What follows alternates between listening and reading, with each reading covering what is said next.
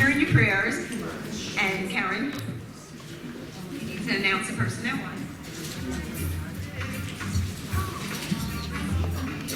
The work that we're doing and that it actually matters in the community. And so part of one of the things that we have at our board meetings each time is an award and a celebration section. There's a storytelling piece. There's an opportunity for people to share about good things that are happening in our community. And those things matter because people walk away from there knowing, like, you know what? Yeah, it's another meeting, but it's a meeting that I want to be at. And one of our board members last month said, you know, this is my favorite meeting of the month.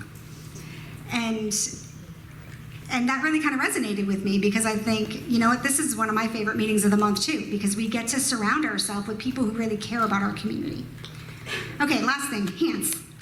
Let me see your jazz hands. So we want our boards to be action-oriented, right? There needs to be a call to action. There needs to be a behavior that leaves out of there. Because if we're just going to come to a meeting and we're going to hear information and we're going to hear a report out, then we could just send an email. And if we did it through AI, it would be done in like 2 minutes, right, Amanda? We could be done like really quickly if we did it through AI. So making sure that we incorporate into our board meetings that we're doing the thoughts, but we've got some heart with it, and that there's some action that we're asking people to go out and do. When we're asking them to knock on the doors, opening those doors, bringing more keys to the table so that we can infiltrate the entire community and spread our message. And ultimately that leads to impact. Okay, so let me see. I am working with Cody, and Cody is going to do a great job queuing up the video for us. And we recently, I don't know how many of you in the room had an opportunity to come to our Pacesetter launch last week. Yes, all right, great. So you guys have seen this video. But why I wanted to share this video specifically today with you is because these members are all part of our board. And they tell their why, and they tell their story about what it means to them to live united, to be with us, and to be with you. And so I would like to share with you, and this video is about 5 minutes long, so I'm keeping on my time frame so I don't get gonged on the way out. I'm just going to share a little bit about some of our board members and what their why is.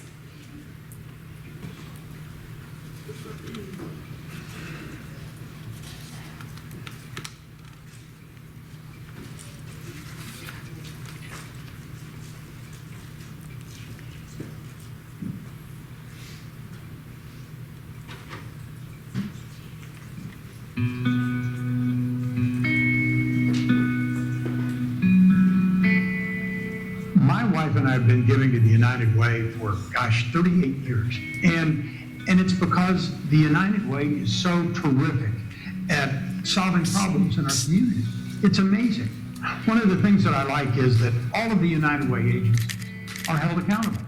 Not only when they become a United Way agency, they're held to a high standard before they ever become a United Way agency, but then every year, teams of community leaders and volunteers review every single agency to make certain that your money, that my money, is being spent the way it was supposed to be spent.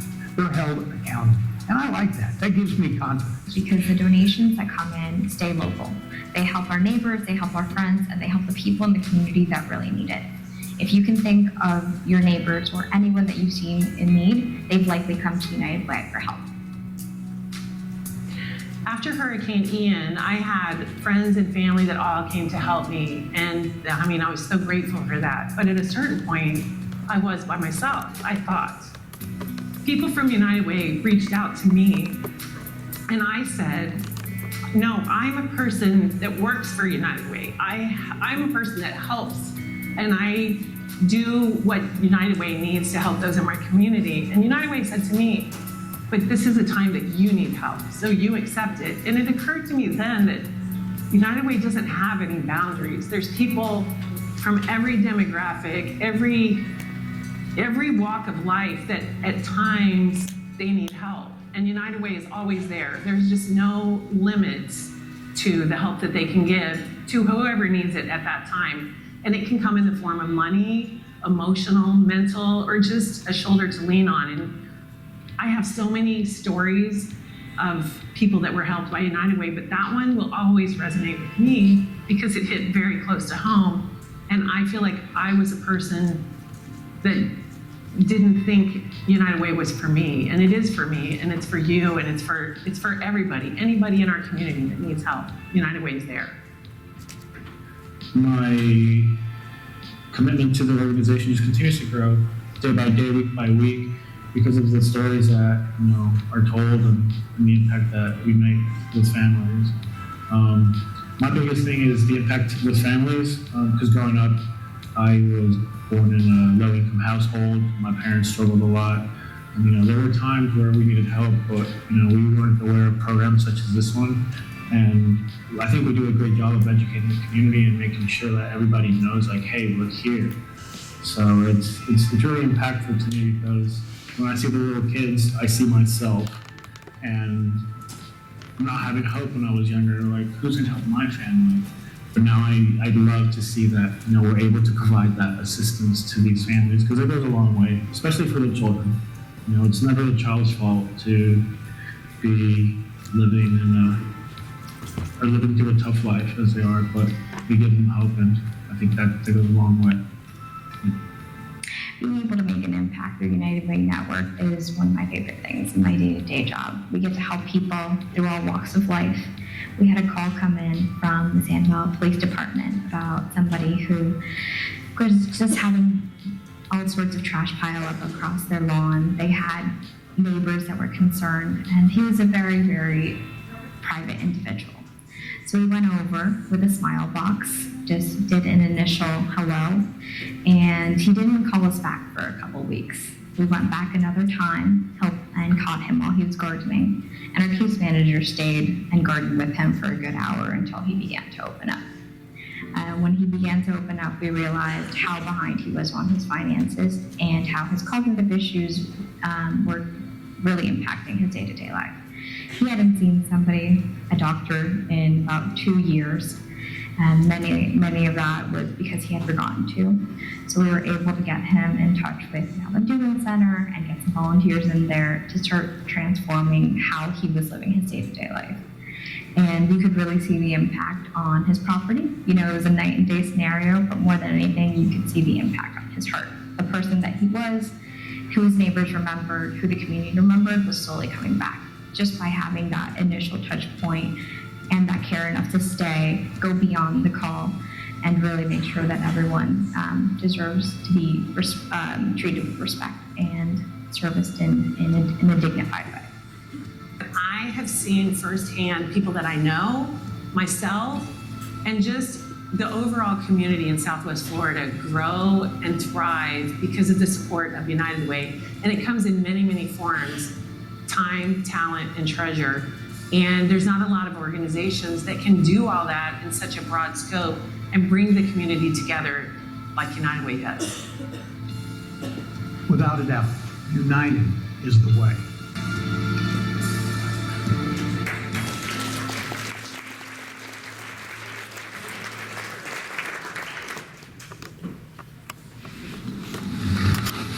Okay, so we have one final slide. Cody, if you can pull that one up for us. And you can see the heart that our board members have. And I know that each and every one of your board members shares that passion for your agency. And really critically important that we honor and celebrate that, and we share their stories, and we share the stories of the impact within our community. In Lee, Hendry, and Glades, our United Way serves last year over 500,000 people, which is almost 1 in 2. Most 1 in 2 people were served last year. And so our board is big because we cast a wide net. But knowing that there is no perfect size, it really is what is perfect for your agency. And remembering that, we want to make sure that our boards are built with heart, that they have flexibility, that we think about that rubber band and how we're able to stretch and resist a little bit when it's necessary, and that they can withstand a little bit of stress, right? Okay, so I believe that, oh, there it is. So I want to thank each and every one of you for the opportunity to speak today. Again, Janine shares that she wishes she could have been here, and I appreciate your time, and I think it's time for lunch, right?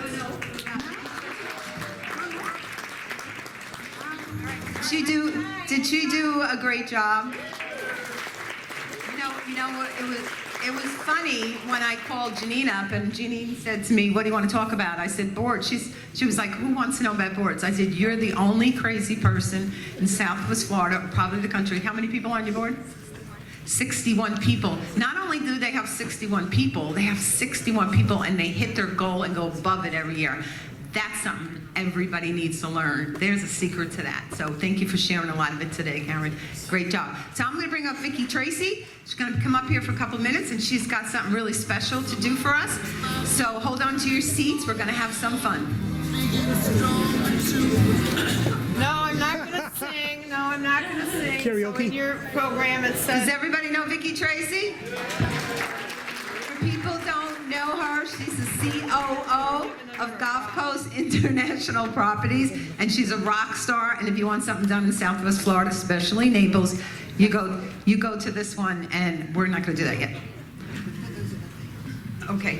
Wait, wine? And we bring Vicki in here, and let's see what Vicki's going. Okay, we're going to just have a couple minutes of the fun and fundraising. Oh, hi. My kids are here. Who else do I see? I know. Somebody waving their hand asking me for a donation. Hey. So we have just a few minutes, and then you're going to eat, because I smell fear. I smell good food, and when I walked in and saw the wonderful things, I can smell the fear of unfunded grants. I could smell it. And I could smell over here people looking around going, "Oh, who can I go get to be a donor over at that table?" So just a couple of highlights before you eat. And we're going to put the fun and fundraising. Do you need me to do something? Do you need me to No, talk about the music? you can go away. So this is the reality of a nonprofit leadership. One of my best. You know, yeah, we're very good friends. Sorry, dear. You know you're a nonprofit leader, so when you hear these things, look at each other and go like this. Unless you're the person who really does this, then leave. Your phone, you know you're a nonprofit leader when your phone is filled with more donor names than family contacts. Your desk is 80% Post-it notes and 20% grant rejections. How many do that? And you become fluent in a mysterious language called strategic vision. How many do that? We don't know what that is, but we'll figure it out when you get here. That's called strategic vision. And you have the ability to fundraise at a wedding, a funeral, your kid's soccer game, church, because opportunity is everywhere, right? Christina, the CEO of the Naples Chamber, is here, and she knows exactly what I'm talking about. So then we're going to talk about the mysterious wish list. It's so mysterious. Where's my guy? It's really mysterious. Okay, it's so mysterious. Is Claudine in the room today? No, she bucked out because she knew we were all going to ask her for money. And no, Patty Baker isn't coming either, so she's already given what she's going to give. You'll hear. Okay, the next one might be good. Okay. Our organization, I'm on 8 boards. Some of you are here today. Don't kick me off after this. Is in desperate need of an industrial-sized vat of mayonnaise. We cannot explain why. You just need to trust us and fund this grant. Has anybody had a grant request as a donor that you come back and go, what the heck do they need that for? I promised Jeannie I wouldn't swear. The volunteer unicorn, just job description. How many of you have been a volunteer unicorn? I can see some of you that I know are, and you better raise your hand. We are seeking a volunteer with experience in grant writing, carpentry, accounting, goat herding, balloon animal artistry, and you must be available Tuesday at 4:37. How many have applied for that volunteer job? Sorry, Christina, I think you have some of those jobs. I'm going to pick on you because you're sitting there. The in-kind donation. How many folks have been on the other side of in-kind donation? We will gladly, do I have anybody from Habitat here today? Those people are so, yeah, thank you. They're so wonderful. We will gladly accept used furniture, unopened art supplies, a functional submarine, or a built-in swimming pool for our youth program. That's the in-kind overreach. So now we're going to go to a couple songs just before you eat. This is very, very short. And I came up with some songs that you might want to use for your next organization get-together. Please fill in the blank of this. Your nonprofit song, Don't Stop Retrieving, a journey parody about holding on to that giving spirit. I Will Survive. How many girls have sang that? Your Pledge Drive. The disco anthem for donors making it through endless appeals. Hit Me With Your Best Shot of Cash. You could use this one too. Pat Benatar with a much more philanthropic agenda. Living on a Prayer when your nonprofit budget is mostly faith and coffee. I know some of you. Every Penny You Take, the Sting song to recurring donors. We Will Fund You. That's to be our next one. And Sweet Charity of Mine, you all know that song by Guns N' Roses, a ballad for your big donor. And I Want to Hold Your Fund. So I promised Jeannie that we'd have a song before you eat. So we're going to do one song. You're going to clap for 5 seconds, and then you're going to eat, and I'm going to go away. And, oh no, this thing came up about Medicare. What does that mean? You are in a room of really fabulous, fabulous people. Okay, everybody stand up if you can get ready to eat. Stand up, come on, get up! What the heck's the matter with these people? And we're gonna go. We're only a couple, right? You gotta think of this. Oh my God, you guys are terrible. Start over. Here's the girls in the back. All right. Oh my gosh, guys, you have got to do better than that.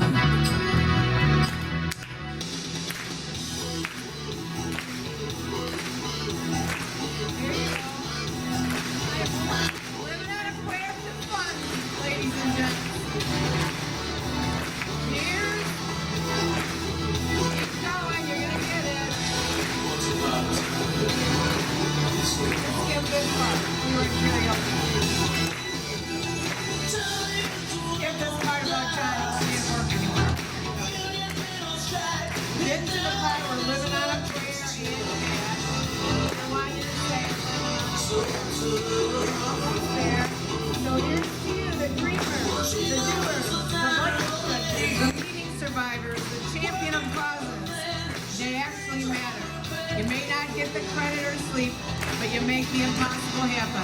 When all else fails, remember, do a bake sale.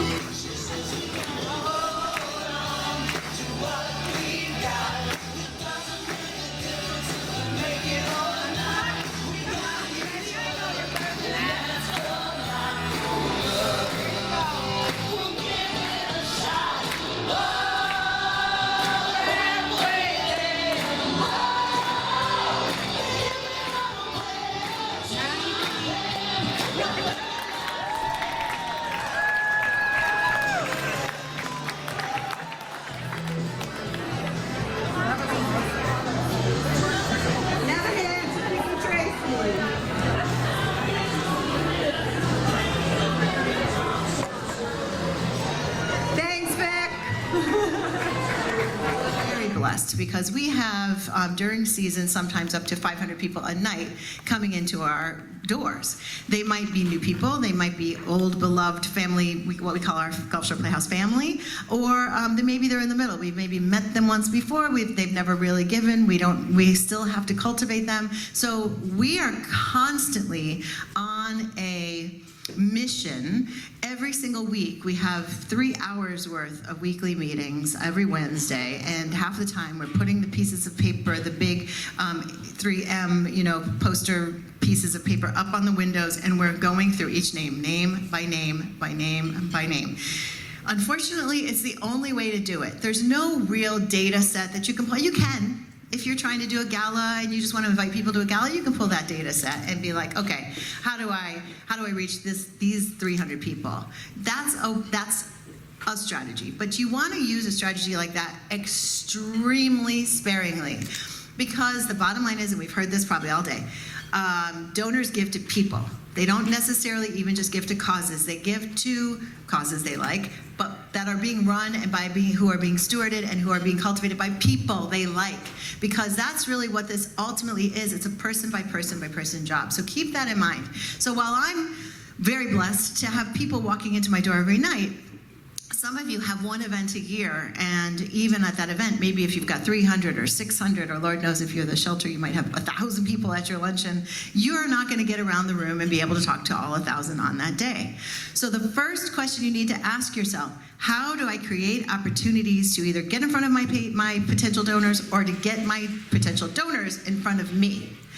And then you have to ask yourself next, how do I make that opportunity great? Because that is not... I don't know if I'm running this or if it's running me. Does this do this? All right, I'm going to go to that in a minute because I'm still ahead of my PowerPoint. So the question you have to ask is, if you are going to get in front of your donors, how do you make it a quality event? Not naming any names, I was recently invited to an event where this was an informational session. An organization wanted to give out information about what they were doing. I won't even say where, because I don't want you to put two and two together, but we were squished in, there were maybe 20 of us, 20, maybe 30, kind of squished into a restaurant type space. Some of us were over, there. Some of us were right here. Some of us were way over there. It was outside. It was loud. It was humid. And it just was not conducive to being a great donor opportunity. So every single time you've got it in your mind, and if you only have that one gala a year and you can't get to all your 1,000 donors at that moment, you've got to be creating opportunities to get in front of your donors. And this is separate from what I'm going to call touches, because touches are something else, and we'll get to that. But what you want to do is you want to make sure, can everybody hear? Do you have great AV? Do you have a great sound system? Can people hear you, right? Because like that other mic, I was like, can you hear me? Everyone's like, no. It would be great if I'm up here talking away, but if you can't hear what I'm saying, then you're not getting anything out of this interaction, right? So you've got to make sure. I've been invited, this is not a donor opportunity, and for me, everything's a donor opportunity. So I was once invited to speak to a ladies' luncheon of some kind.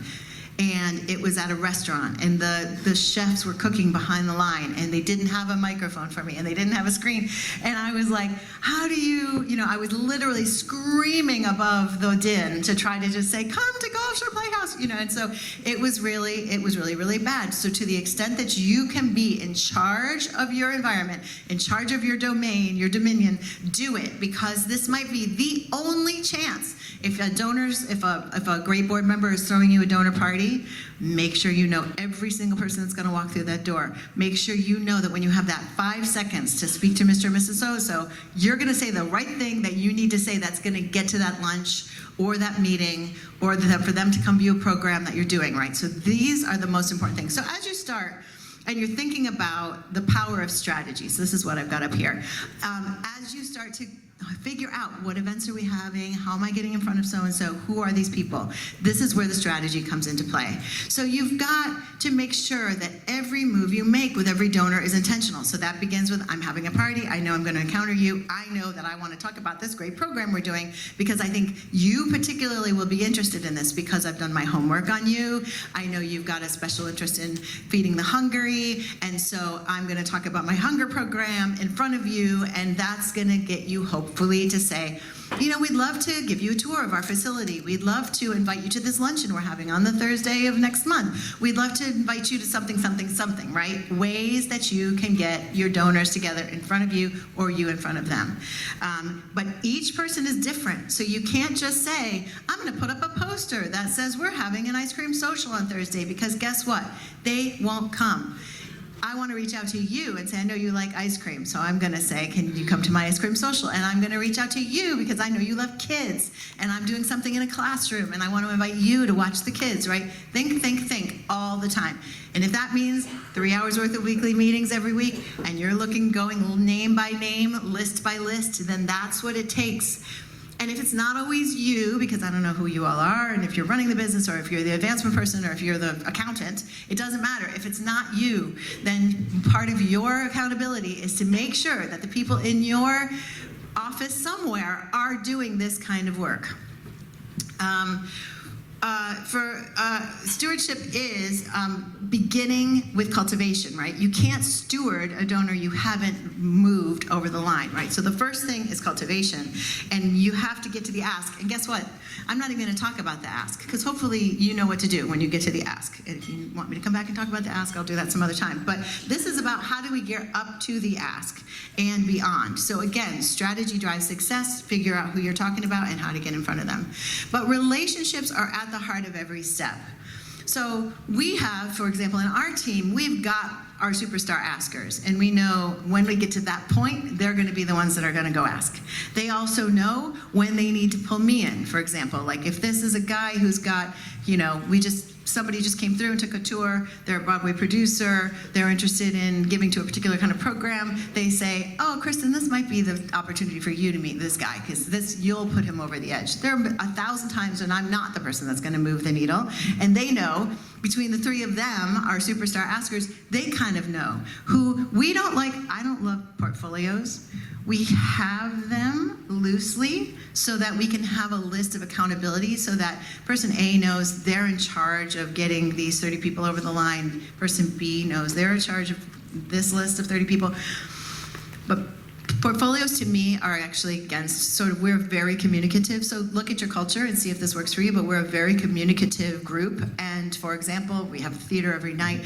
I don't want to be in front of a donor that night who just gave us $10,000 and not mention it because I didn't know. So we're constantly in communication with each other. We're constantly stewarding or cultivating our people, because you might be at a luncheon and see them at the women Rock Philanthropy Luncheon, you might see them there. And then I might see them at the theater. And then you might have a meeting with them. So if we're all in communication and we all look at each donor as our responsibility to move over the line, whenever we have the opportunity to get in front of them, yes, put that down at the bottom of your portfolio. You're officially in charge of them, but you shouldn't hoard them and say things like, how dare you talk to my donor? He's my donor.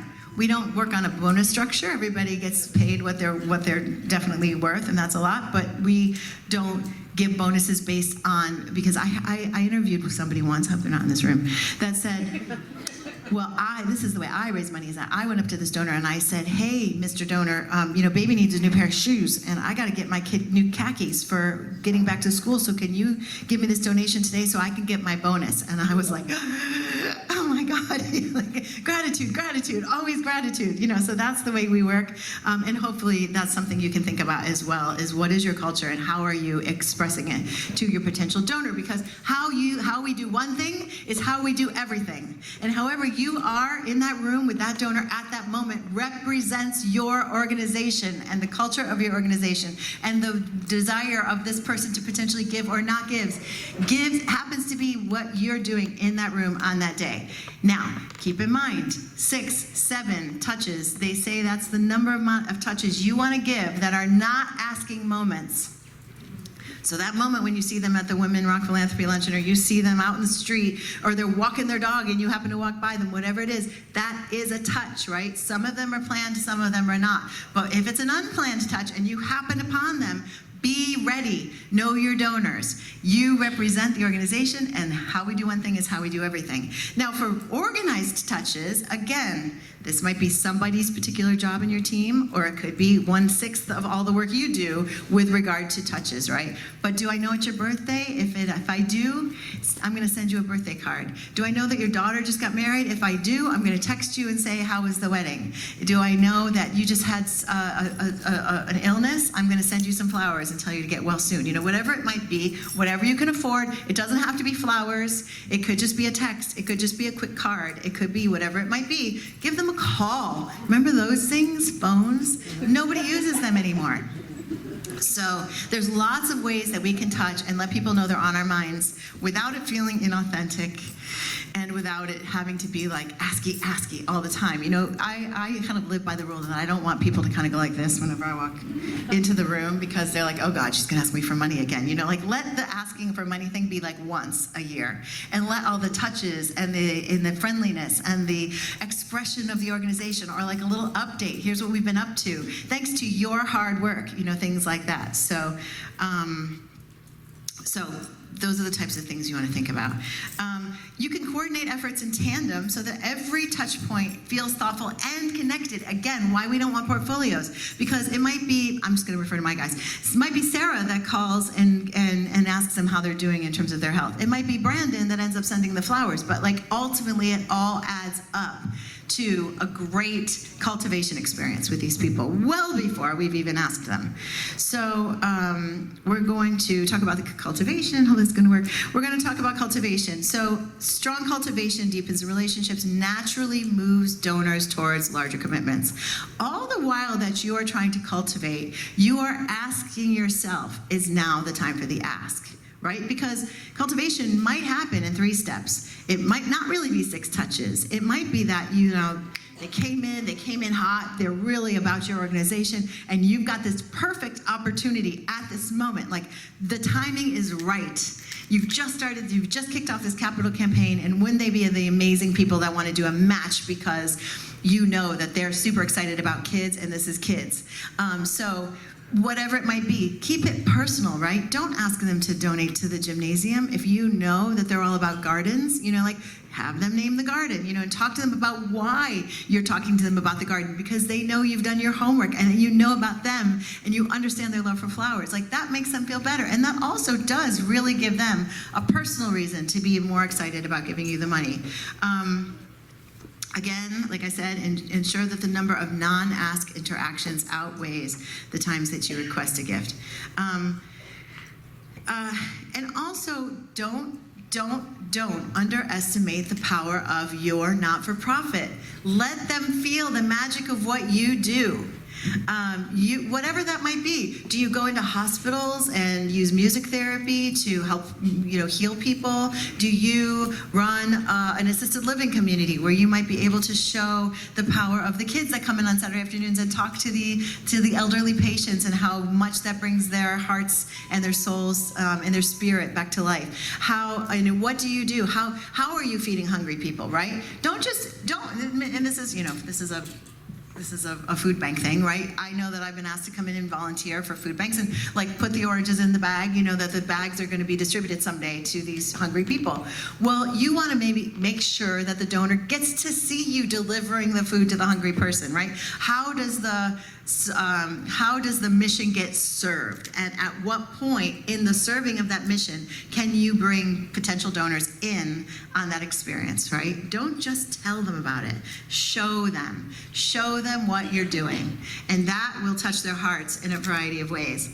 So then we get to the ask, and like I said, I'm not going to talk about the ask with you. So now we're going to talk about stewardship, because stewardship is, again, consistent. Heartfelt stewardship builds trust and loyalty, because what donors do not want is that they just handed you a check for $10,000 and then you're like, bye-bye. I'm on to the next person that I'm going to ask, and I've forgotten all about you.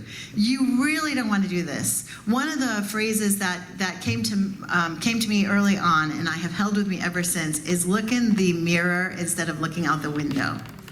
And I literally brought that up last week when we were talking about something specific, and it's the idea that look at your pool of donors instead of looking to the future of like, who else could be my donors? It's like, well, wait, you've got someone right here that if well stewarded, they'd give you another $10,000 next year. That's half the work of what you would have to do to get a new person in the door, get them invested in what you're doing, explain all the programs, bring them, find the thing you're gonna show them instead of tell them about how you're serving your mission, et cetera, et cetera. This person already thinks you're great. And not only that, but because they've given you money, they've got that like buyer's thing. It's the opposite of buyer's remorse. I can't think what it's called. Where it's like you bought something and so you want to now you just bought a Tesla and now you want to be like, Teslas are awesome. I'm the cool kid. It's the same thing with donations, right? They want to say, I just donated to X organization and it's awesome, and they want to spread the word, right? So they're going to be your next best donor if you steward them well. How do you steward? Well, stewarding is very similar to cultivation, right? You want to make sure that you are employing a team effort and you don't do it alone, and that you're recognizing these life moments. Now they're in your family. Now they've come to the thing, they've donated to the thing, they've watched how you serve the thing, and now you've got rapport, right? So now every touch is even more personal. It's even more like, hey, remember that time when we did this thing together? Remember when we went and we brought the oranges to the people that were hungry? This was fun, wasn't it? Oh, yes, it was so much fun. And thanks to your organization, I was able to have that opportunity to see how this mission was served, and I want to do it again. Okay, great. Well, I've got this great opportunity. We're at calendar year end, and we've just got this match of $10,000. Do you think you can help us meet that match, right? You're always ready with the thing in the background because you never know when a touch might organically turn into an ask. And if it does, you want to be ready. Gratitude, gratitude, gratitude. I said that earlier, and I cannot say it enough. Donors smell desperation. They know it when you are like, you're the one that has to give me the $10,000 today. We're all going to go out of business. Like, I'm going to have to start laying people off. They know it. And they're kind of like, I'm not going to be the last person that gave the donation to that sinking ship. You know what I mean? Like, that will be bad money after good. I'm not going to do that. They want to know that you're just standing here in gratitude, right? That you are visualizing your abundance and you are thinking from there, what will our lives be like when we have raised that money? What will the organization look like? What will the ways be that we can serve our mission when we've raised all that money? And I have no doubt we will. You want to get on this moving train? Yes, you do. And so that's part of what, you call it whatever you want, right? It's cultivation, it's stewardship, it's all the things wrapped up in one. But keeping that abundant mindset is going to keep you out of the desperation camp and successful. It's going to make people want to then give you more because they see the good things that you're doing with your with the money that they have already given you. So the future. The ongoing cycle the ongoing cycle is what ultimately positions you to secure major and legacy gifts, right? Because we've done all this for this $10,000 donation that we've been talking about. How am I doing? How many minutes do I have left? Three? We've done all this for the $10,000 donation that we're talking about, right? But this then goes for the next thing. What is the next thing you're going to do? Did you just get done with your annual? You just made your annual, your year, and now you're going to start this capital campaign. So now guess what?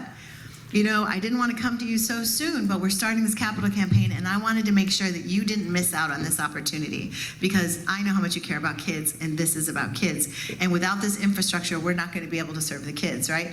Okay, great. You've just finished that capital campaign, and that capital campaign is going to turn into an endowment campaign because you just helped us build the thing, and now we've got to keep the thing running. And I know that I wanted to come to you first because now, if you happen to have all three of those things going on at the same time, an annual campaign, a capital campaign, and an endowment campaign, then you want to figure out how to ask them once for something that will encompass support for all three, or maybe they only want to do two, or maybe they're like, you know what, no, people are going to help you annually, but I want to make the big gift for the capital, like whatever it is. But be honest with them, don't try to sidle into an ask, right? You want to be upfront and you want to be straightforward about it, right? Because actually we've got all these needs and I need to talk to you about all of them because you've been so supportive in our annual campaign, and maybe you will want to continue being supportive in annual, but I can't leave this meeting without telling you about capital because you might prefer that.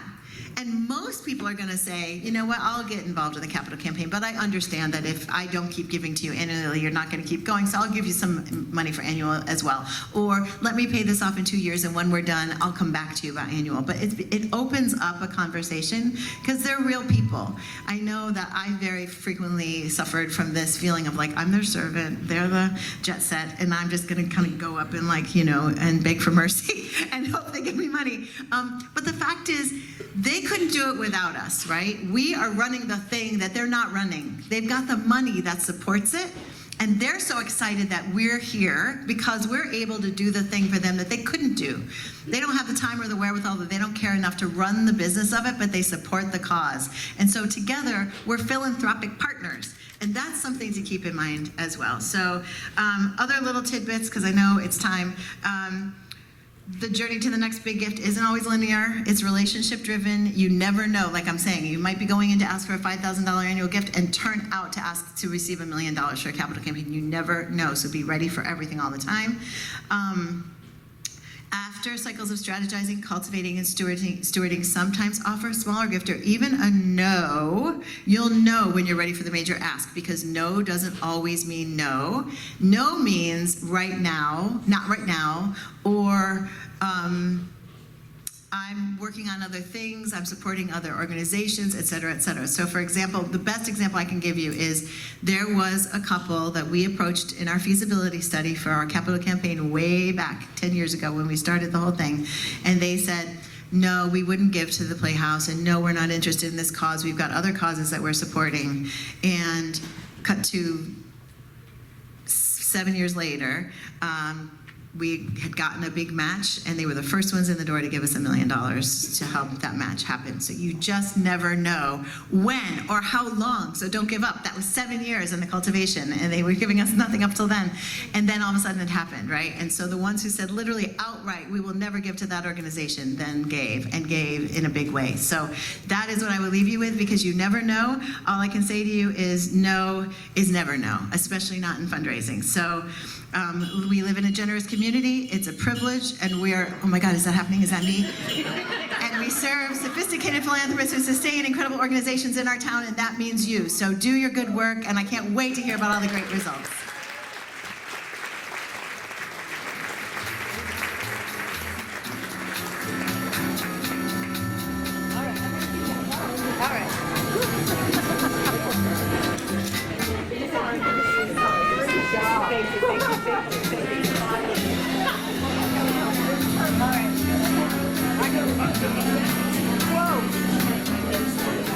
Whoa, Kristen, let's give her another hand. Now, did everybody take notes from her? Because she knows what she's doing. I mean, she has raised millions and millions and millions of dollars in Southwest Florida. So, and she's doing a phenomenal job. And that's what we want to do. Right now, we're going to do four prizes, because we have lots of prizes. Okay, let's see what we got here. I forgot to hold that front. Okay. Okay. Does anybody know who donated this?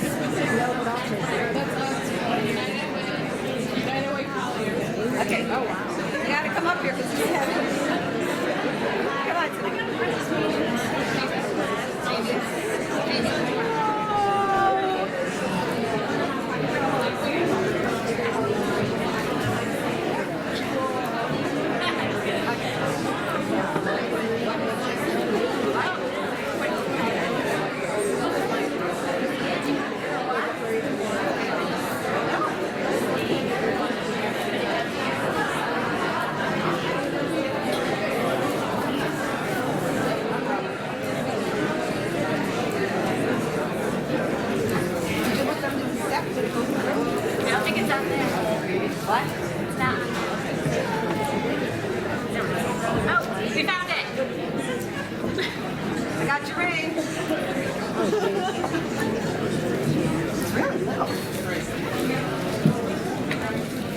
Okay, here we go.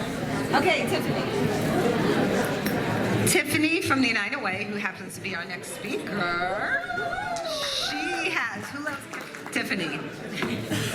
I love Tiffany, right, Tiffany? We know. We have a lot of girl talk. So I'm going to pick somebody for this amazing basket. Okay? There's a lot of stuff. There's a lot of stuff. And the winner is Carrie O'Hara. Woo! Carrie's from, I can't see it. Tiffany, where is she from? I can't see that. Sorry. Into the Jordan Ministries. It's what? Jordan. The Jordan. Into the Jordan Ministry. Okay, we were looking on the wrong side. Okay, you can sit for a minute. minute, I gotta do a couple more. Okay, I'm just gonna sit right here. Take a seat. Oh, you know what? You will pick the cards. Okay. Okay, now we have some, who likes wine? Who's hands down lying and they really do? Okay, here's one. We got a lot of wine we're gonna give out. Okay, what do you got, Tiffany? We have Amy Giacometti from Big Brothers Big Sisters. And this is from Nancy, where are you? Nancy, come up here and give it to her. Don't forget your friend Bonnie. Come over to my place after. I got a look on the back. It is beautiful. So it says, whine a little, you'll feel better. Congratulations. I appreciate it. Congratulations. Thank you, Nancy. Okay, next. You know what? Bring one more. I'm going to put these two together. Monica, I don't know how to say it, Neji.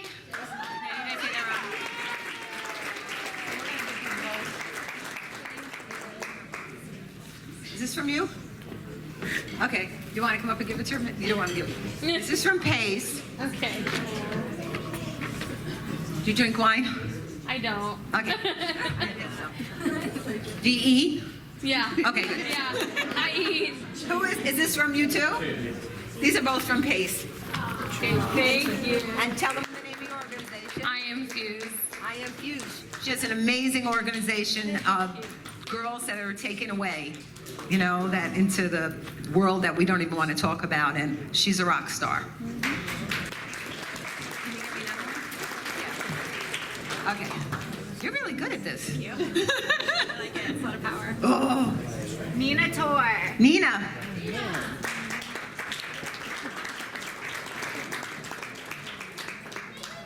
Okay. Nina, do you drink wine? Oh, yes. Okay. No, she doesn't, Corey. Where is it? Come on. And this is from, who's this from?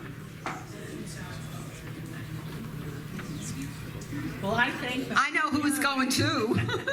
Thank you. so much. And we also, wait, we got one more. Karen, come on up. Where is she? Shepherd? I'm saving her seat. You're saving her seat? Oh, it's from her? Yes, this is from Karen.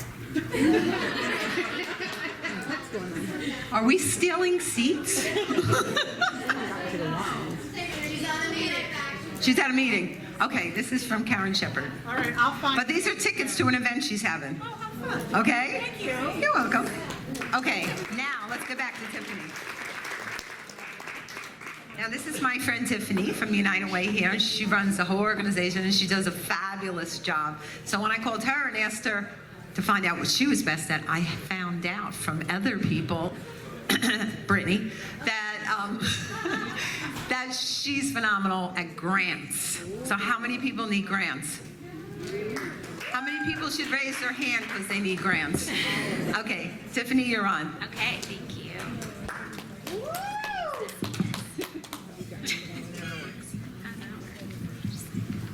Shove it in. You got it. It's okay, it might work. Yeah, all right. Hold it. I'll just hold it. Okay, great. Wait, how do I, in this, I just push the green button? I don't want The to, big green one. Right, Corey? She just pushes the The button. big green one, though, not the little green one. not the little, okay. There, good. I'm glad I didn't go first. Hey everybody, my name is Tiffany Munch. I'm the president and CEO of the United Way of Collier in the Keys. I think I am going to hold this. I feel like I'm going to move around. So, quick show of hands. How many of you have either written a grant, researched a grant, had to report on a grant, write a budget for a grant? So a lot of you. How many of you agree that it can be a bit overwhelming to do so? Yeah, a good amount. I agree. So whether you're a small staff, maybe no staff nonprofit led by volunteers, whether you're a large organization that's well-resourced and well-funded, I think we can all agree that grants can feel tough. They can feel overwhelming. Between writing the grant, staying within the guidelines, actually finding the grant, reporting on the grant. It's just a lot. So today I want to give you 13 tips and lots of resources that can help you to just make this an easier process and stress a little less, take a little less time, so you can get back to the other great work that you do. You don't need a full-time staff grant writer for the things I'm going to talk about today. You don't need to be an expert in this. You just need clarity, consistency, and a plan. So that's what we're going to talk about. And at the end, I'm going to give you a QR code with all of the different tools and resources that we'll talk about today, all the links and things. So don't worry about having to write all this stuff down, and I'll send the PowerPoint in there as well. Oh, that's not it. Dang it, see? Is the deck in there? Where's the big green button? Did I do that? Okay. Oh yeah, that's me. Okay, great. So why do grants matter? Now more than ever, I think we can all agree, we've talked about it today, we need to diversify our funding. We need to diversify all the places that we get our revenue. From 2022 to 2023, Giving USA said that foundation giving increased by 10.8%, and it made up almost 20%, 19% of charitable giving across the US. And I can assume that number is most likely rising in 2025. Now, we all know that individuals are always going to be the biggest source of revenue for all of us, but 20% is not nothing. So I think, it's worth, if you don't have a grant program, or if you have a small grant program, or even if you have a ton of grants, I think it's worth continuing to, build that grant pipeline, build the relationships. So tip 1, because grants are overwhelming, just start with one project that needs funding. We probably have a list of a dozen, 2 dozen things that we could use funding for, and it can feel like everything is urgent when there's so much need in our community, and you do so many different kinds of work and such amazing work, but you have to start somewhere. So just think of one project. It might be helpful as we go through these tips for you to just think of one project right now that it's kind of currently stuck or stagnant because you don't have enough funding for it. And if it's hard to think of one because there are so many, it's best to start with one project that's strategic. So in your resource kit that I'll give you, there is a program funding prioritization rubric that can help you think through all of the different programs you have. There's a needs assessment template in there too that'll show you, kind of think through, or it'll help you think through which programs you have are best positioned for grant funding right now and kind of where to start. It's going to help you think through lots of questions like, does the grant align with your mission and your community need? Do you have outcomes and stories from this program that you can build from to talk about in the grant? And if you get the grant, can you realistically implement, which is important? Just all that to say, you don't need to fund everything right now. You just have to fund the right thing first. And so hopefully that rubric will help you figure out what that is. Tip 2, funders are not looking for perfection. I've been in the nonprofit sector for 20 years. I've written a ton of grants. I've also sat for the past 5 years on the other side of the table as a funder. So I really can tell you with confidence that funders aren't looking for perfection. They're just looking for 3 things. We want to see impact. We want to see that you have measurable change with clear outcomes, stories. We want trust. We want to know that you're going to follow through with the promises that you make in the grant. We want you to communicate changes if your organization changes, your programs change, and we want you to deliver on the commitments that you make to us. We're really, as a funder, investing in your organization as a whole and not just that specific program. And in alignment, we want to fund work that's within our priorities. Currently, United Way of Collier and the Keys, 4 priority pillars are healthy communities, financial security, community resiliency, and youth opportunity. I always forget one. It's always a different one every time. And so you could send us a beautiful proposal, a perfect proposal, but if it's not aligned within those priorities and our strategic goals, then we're probably not going to fund it.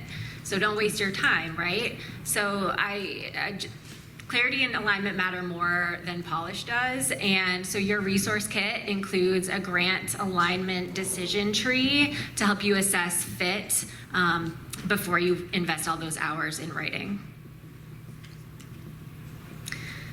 Tip 3, do a 2-minute grant readiness check. Before applying, just take 2 minutes. It'll save you lots of time and frustration down the road, and think through some of these questions that are in your toolkit. Is your mission and program focus clear, or is it nebulous? Can you show impact with data and client stories, which we'll talk about in a moment?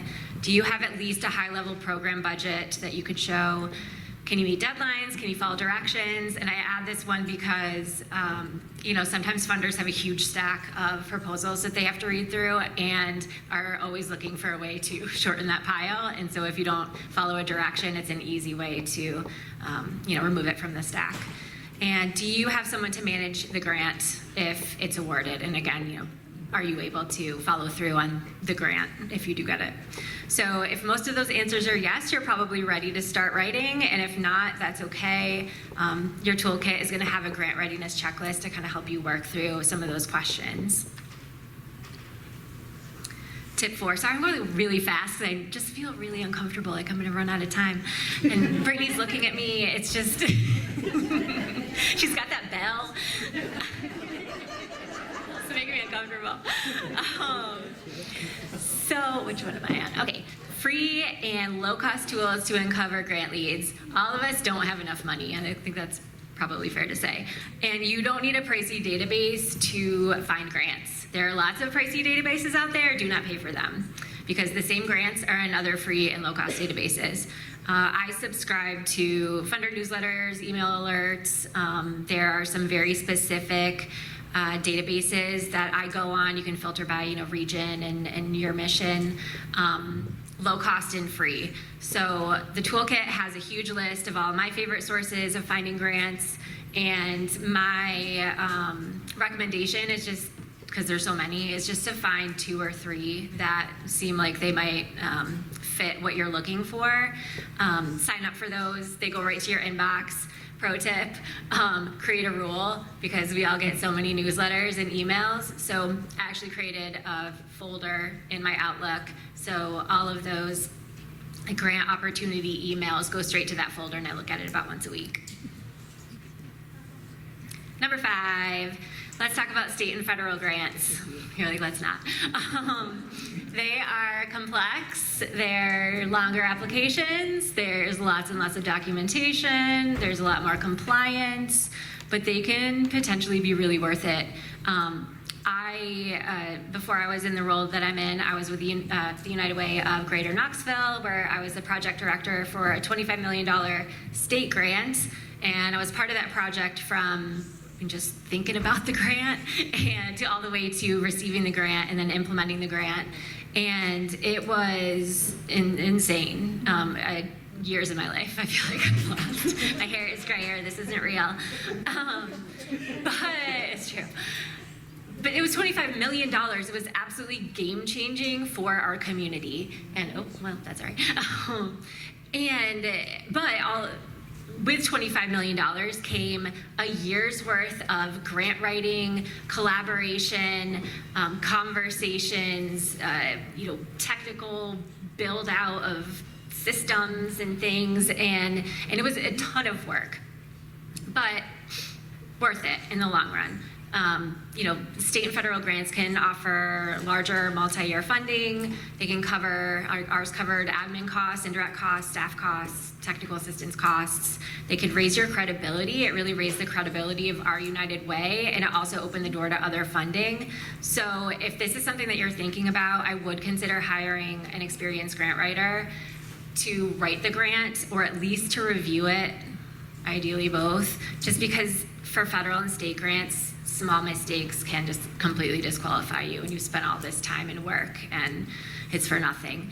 My advice, if this is not an area that you want to delve into yet, which is fair, start small. Look at local county level grants. You're going to hear about CDBG grants after this, I think, which is federal, but the county level. And, you could also be a sub-grantee of somebody else's state or federal grant, which is a great way to get involved and get experience, but not have to manage the whole thing.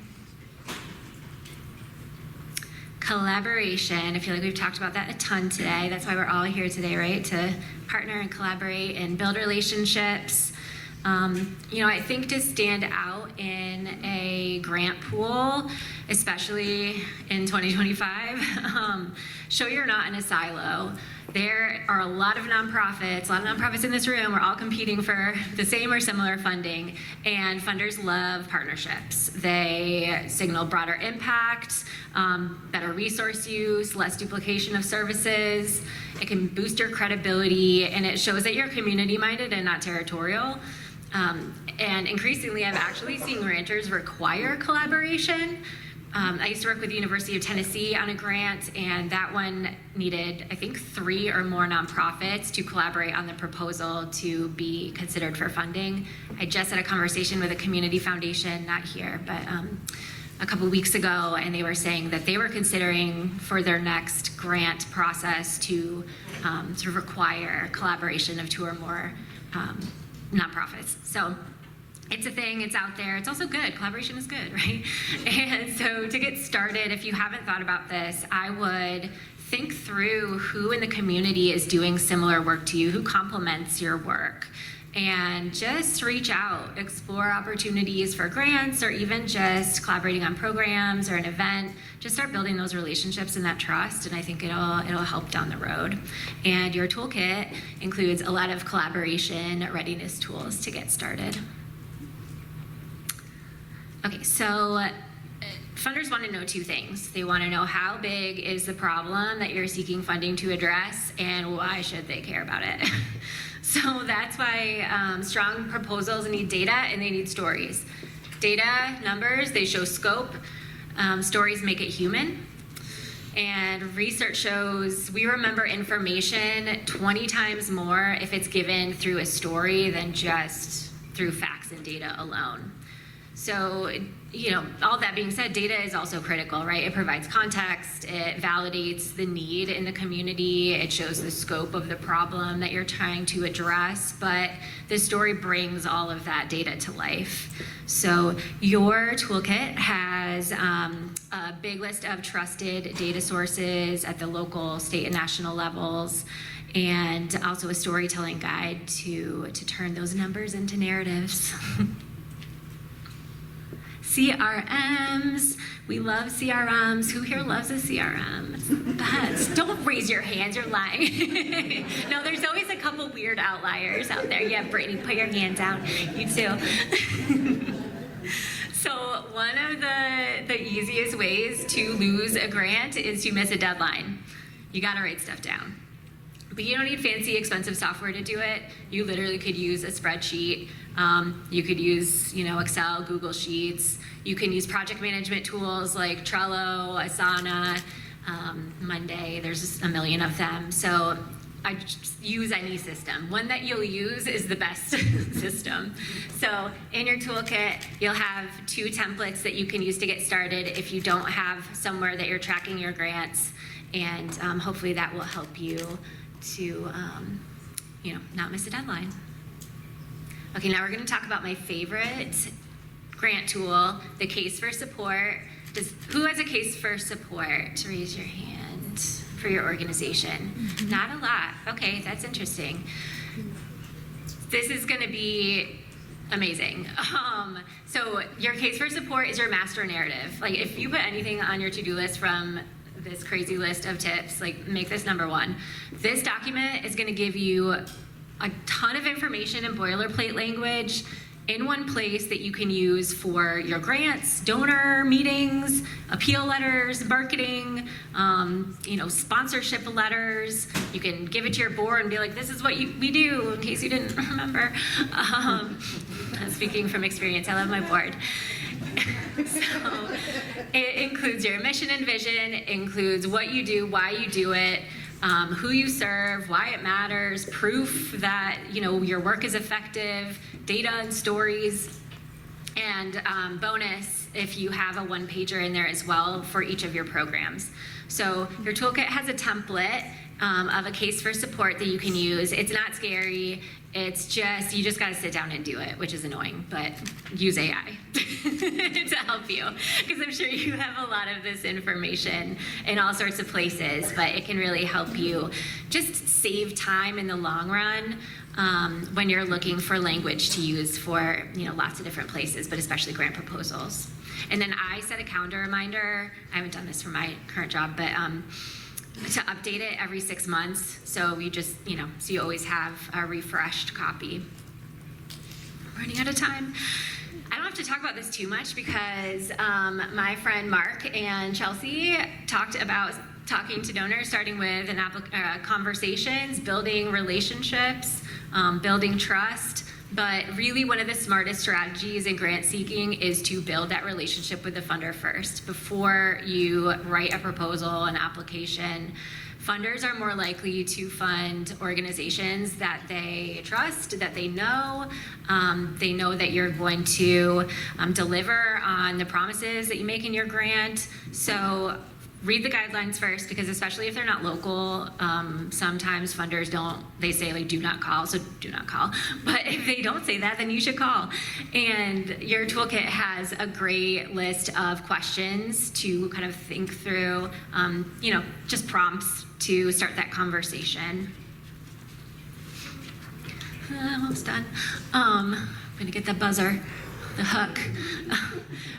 Tip 11, match your pitch to the funder type. One mistake that can cost you funding is to have the same pitch for every kind of funder. Foundations, corporations, government, they all want different things.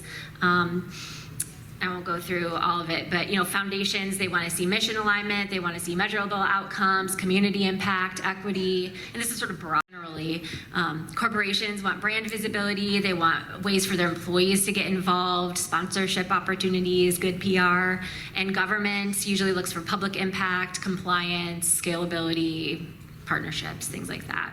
So just stay authentic to your message, but speak their language, and it will help you. And there's a guide in your toolkit to help sort of tailor that message. And I'm not going to talk that much about AI, but it's really a game changer. You all have heard why. There's so many ways to use AI to make your life easier, to make the writing process easier.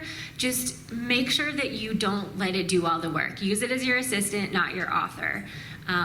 You know, I think people have gotten pretty savvy about AI and you know, kind of clocking when something is written by AI and not a human, and funders can see that too. So if you're going to use it, I mean, definitely use it because it will save you time. Just make sure that you're not, you know, you're not just copy and pasting and there you go. Just go through it, edit it, make sure it's in your voice. And there's a lot of tools. There's a list in your toolkit of lots of good stuff to use, and you heard about one today. And lastly, tip 13, build your grant survival folder. This is a really easy way to save time, stress, panicking, last minute, scrambling to find all the documents you need for your grant. You can also put your case for support in there and lots of other things. There's a list in your toolkit of all the different things that I would put in a grant folder. Or grant survival folder, and I named it Grant Survival Folder and borrowed this Survivor logo because I'm currently extremely obsessed with Survivor.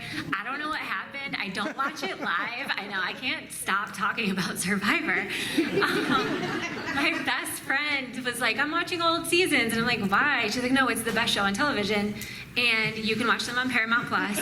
They're not paying me to talk about it.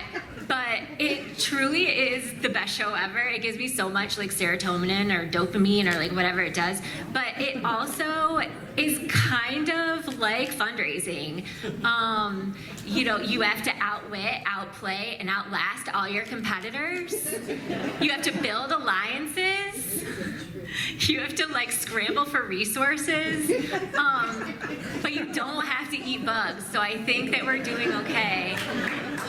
Right? But honestly, if you need, thank Thank you. If you need just to know where to start, if you're just like Tiffany, like should I start from episode 1, season 1? No, don't do that. You don't have to. I will give you a list, not written by me, written by my best friend, of the best seasons to watch, because this stuff is hard. This isn't easy. Here's the toolkit. Download the toolkit. We'll keep talking about Survivor. But our work is not easy. We're stressed out. We have too much on our plates. I hope that the resources that I talked about today will help take some of that stress and all of the time that you need to spend off your plate, so you can get back to building relationships and being in front of humans and doing all that great work. But just thank you truly from the bottom of my heart for the work that you all do. I love being in a room full of nonprofit people. It's just the best thing in the world. But really reach out. My email's right there if you want to know what Survivor seasons to watch. I got you. So thank you all so much. I appreciate it.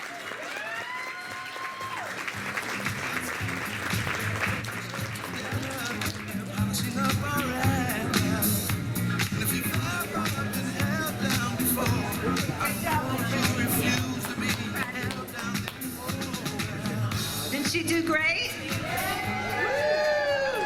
Okay, I just want to tell you something. If you don't know this rock star with me, I want you to know who she is. This is Christina Park. And Christina Park is in charge of the greater Naples team. And we're besties too. So we're talking a lot about collaboration.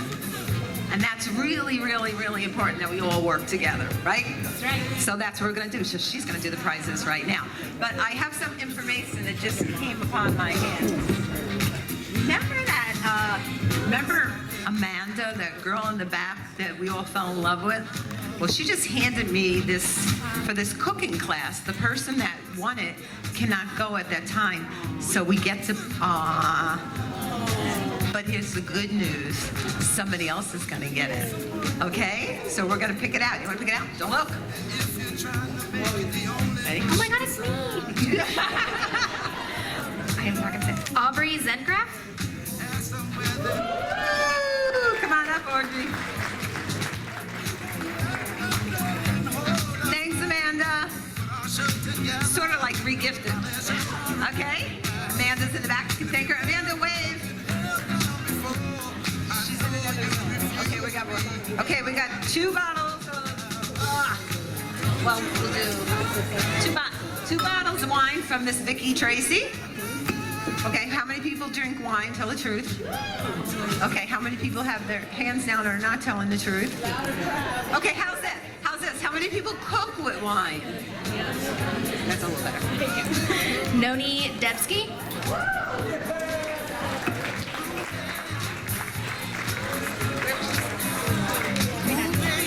Oh, St. Matthew's house? Do you drink? Okay, here you go.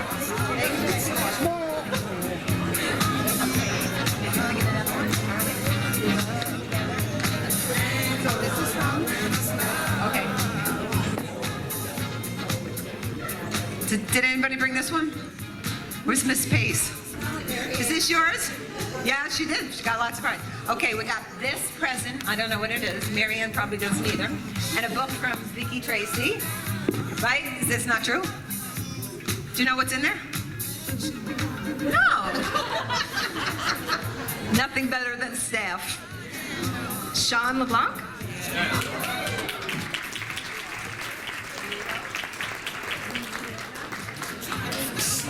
Joy.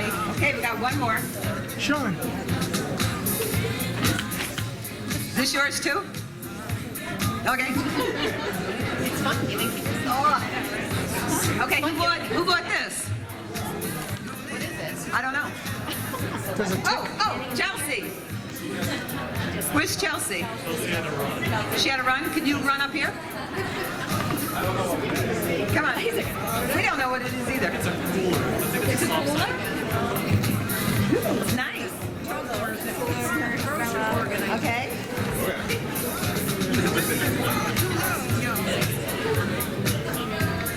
Oh, it's a note. Natalie. What? Bradley. Natalie Bradley.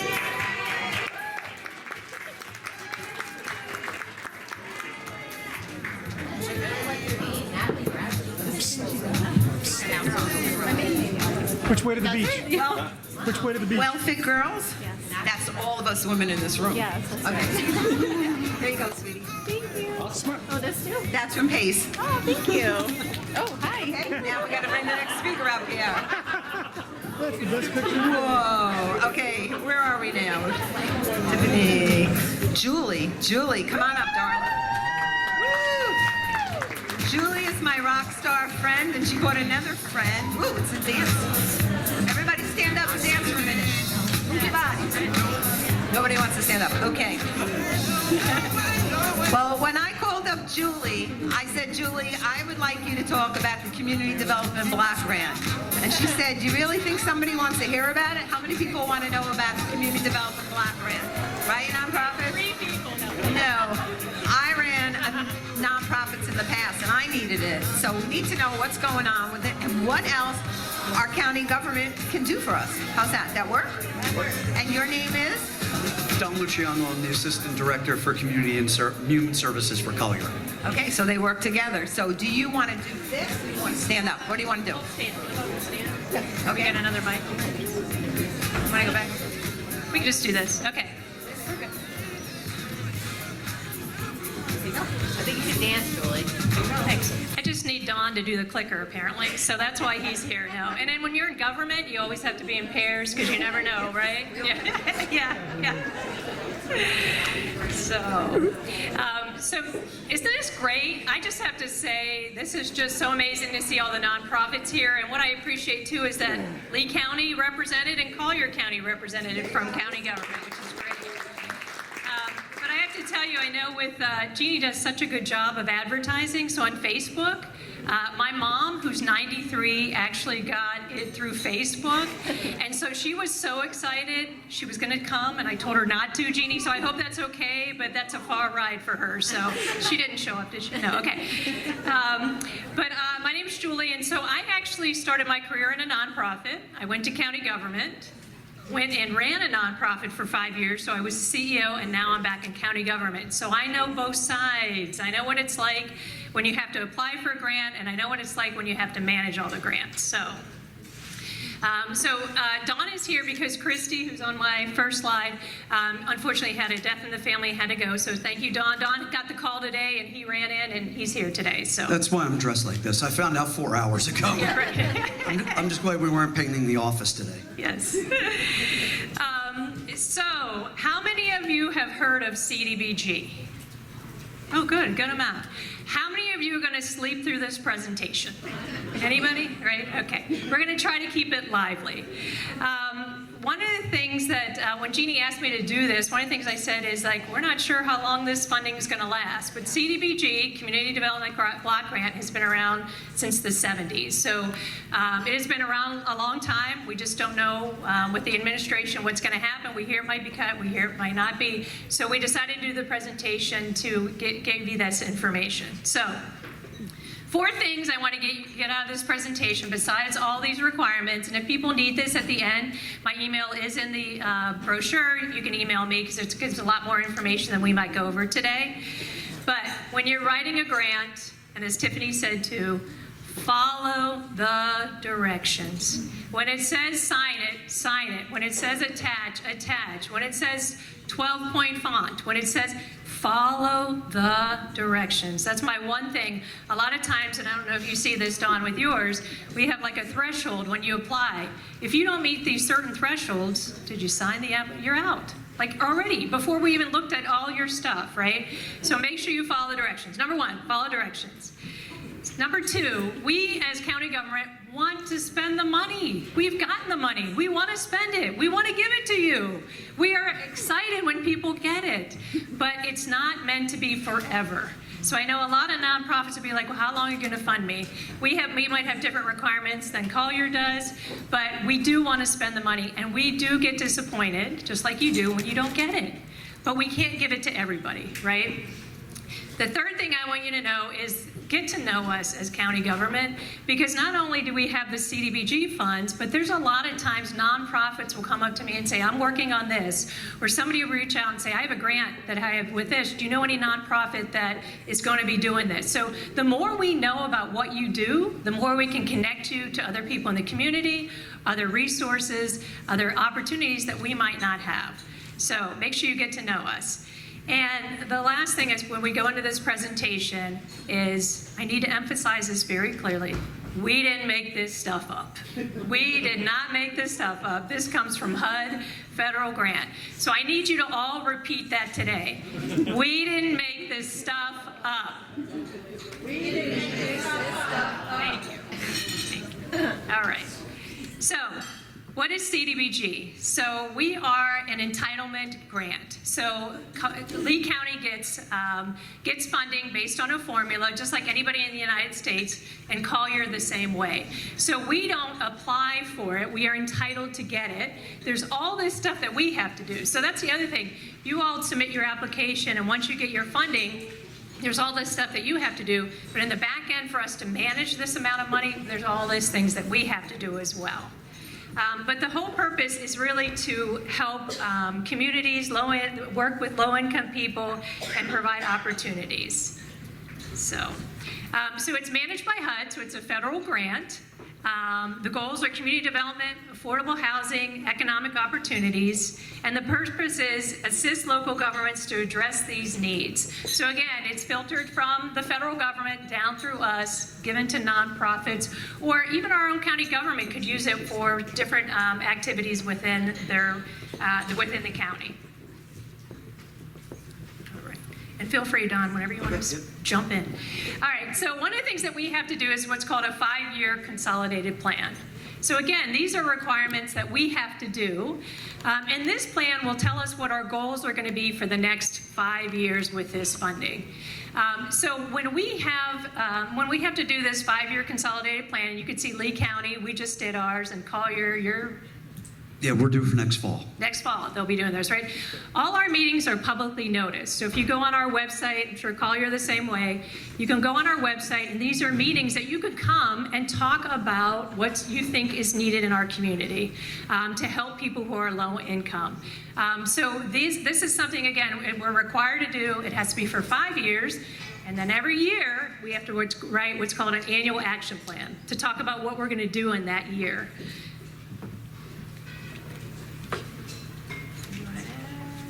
Okay, so what our goals are for Lee County, so this was done with public input.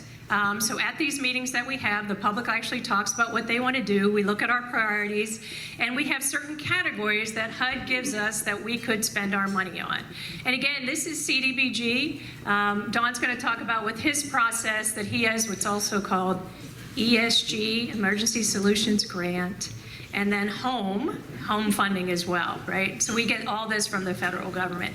And by the way, Lee County alone, with my department in Human and Veteran Services, I have about 90 staff people. We manage $53 million in grants. $53 million. So it's a lot. And every grant has tons of regulation. So welcome to government. Okay, so Lee County, we have affordable housing.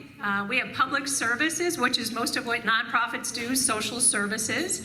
That's one of our goals. Shelter, we're looking for somebody to do a homeless shelter specifically. Public facility and infrastructure improvement. So as a nonprofit, you could apply for if you wanted to expand, if you have a building you'd like to expand and serve more people. It's not meant to be for maintenance. So if you apply for funding and say, you know what, my air conditioner went out, I didn't maintain it, I didn't do different things, it's not to maintain, it's to expand. And looking at serving more people in the community. We also are part of what's called an urban county. So each one of these areas, Sanibel, Bonita, Fort Myers Beach, and Estero, get funding through us. So we manage their funds, but they come up with projects. So in Lee County, the city of Fort Myers gets their own CDBG. So they're going to have a separate process, similar process, because we have to help follow the same regulations, but they get their own funding outside of what we get.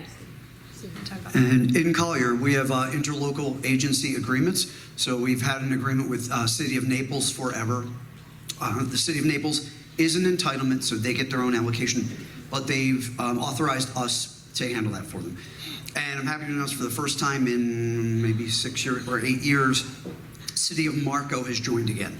So for next year, any nonprofits who are on Marco Island will be entitled to apply. Yep. And on our list of things that we do, obviously it's no secret, the biggest thing that's been going on around the country, and particularly here in Southwest Florida, is affordable housing. That's one of the big pushes that we've had over the last couple of years. Even with that, we are allowed to set aside up to 15% of our allocation for public services, like Julie said. And we've decided to do that every year.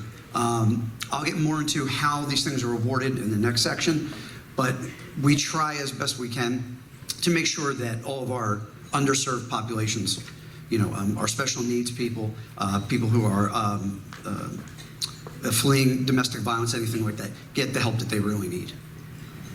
And for those of you who've heard, like in Lee County, we did get CDBG-DR, which is Community Development Block Grant Disaster Recovery. So in Lee County alone, we got $1 billion. That's not, thank goodness, in my department. So that is stuff that people are applying differently, but you will see a big shift in affordable housing in our community in Lee County because a lot of money of that $1 billion is going towards that. All right. So for us, with our funding, so Lee County, we get about $3 million in Collier. Yep, we get about 2.6 in CDBG every year. Okay. All right, so I need the all together now. We didn't make this stuff up. Okay, thank you. So, as you can see, Community Development Block Grant, their primary objective is to help viable communities by providing projects that support low and moderate income persons, right? So again, there's a reference to it. You could look up regulations all day long. One of the things that you will find with CDBG especially, and I'm sure Dawn has this too, is Dawn and I can talk about a project and hash it out. We could read the same regulation and go, what? How'd you come up with that? How'd you come up? And then we talk about it, and we talk about it, right? It's never so written so clearly that you can go, yes, this is eligible, this isn't eligible, right? Like mud. Like Yeah, what? it's about as clear as mud, some mud, other regulations, yes. So it has to meet what's called a national objective. It has to meet one of our priorities that we just went over with the goals. There's no match requirement for this grant. And with your public service, it should be a new service or enhance a service that you already had. It should not be supplanting. We should not be supplanting funds with CDBG. Do I do this one? Yeah, sure. Okay, so CDBG has a list of national objectives. What that is basically targets of persons that we are trying to serve. Starts out with LMA, which is a low moderate area. So if you're working on any kind of public infrastructure, public parks, things like that, where you can't pinpoint the people using it, but you know the area that they're coming from. So we take qualified census tracts and we put together a low moderate income area narrative. And that says to HUD, these are the people we're serving. In this area, 51% of them are low to moderate income. So that's how we cover that. LMC is low moderate clientele, where you know who you are serving directly. So if you have a school, you know who the students are. You can income qualify the families. LMH is for low moderate housing. That's LMC with a little bit of a twist where it's strictly for housing. So if we put money into a affordable rental unit development, people that come in there, 51% of them, everyone has to be income qualified, or we have a set number of units, and from there, 51% have to be low moderate income. And then LMJ, we try to steer away from. It's a very difficult thing to do, but basically it's for job creation. And we have to show that without this funding, this job probably couldn't exist. The employer wouldn't be able to pay for this person, and that person has to be low moderate income qualified. It's kind of difficult to say to somebody, hey, I'm going to give you a job, but you have to prove to me that you're low income. It's kind of, we've done one or two projects like that, but they're very rare. So mostly our national objectives that we deal with is going to be that first orange one, which says benefit the low mod. Doing urgent need and slum and blight are kind of more difficult to do.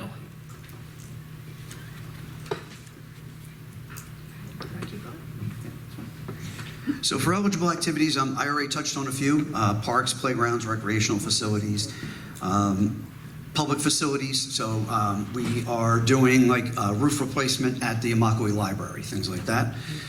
Infrastructure projects. We're also working on replacing old pipes that go to, out in Immokalee, there's the farm worker village for low, moderate income farm workers. And the infrastructure there is in bad shape. So we've got money in that. Affordable housing projects, we talked about that. And I don't know if anybody's been on Collier Boulevard lately, where the old Golden Gate Golf Course used to be, sort of right near where Great Wolf went in. There's a huge development going in there, which is 252 units of affordable rental. We're focusing on essential services personnel where possible. And then the phase 2 will be another 100 units that are strictly for senior housing, affordable senior housing. And those, both phases have CDBG funds in them as well. And, yep, oh, and then low, moderate income individuals. So we can do things like we can help with food banks, we can pay for staffing. We pay for, we work with Sunrise, so we pay for drivers for special needs people, get them to and from doctor's appointments, social visits, things like that. So there's a broad spectrum of what this can cover. And there's more. But wait, there's more. And again, community centers, acquisition of land and buildings. Acquisition and pre-construction costs are much easier for us to do, to fund. When we fund construction costs for anything, there's a lot of paperwork that goes into it. You have to get, basically all of your payments have to clear. You need clearances and lien releases from contractors. It's not an overly arduous task, but it's much more complex than just paying for acquisition or infrastructure.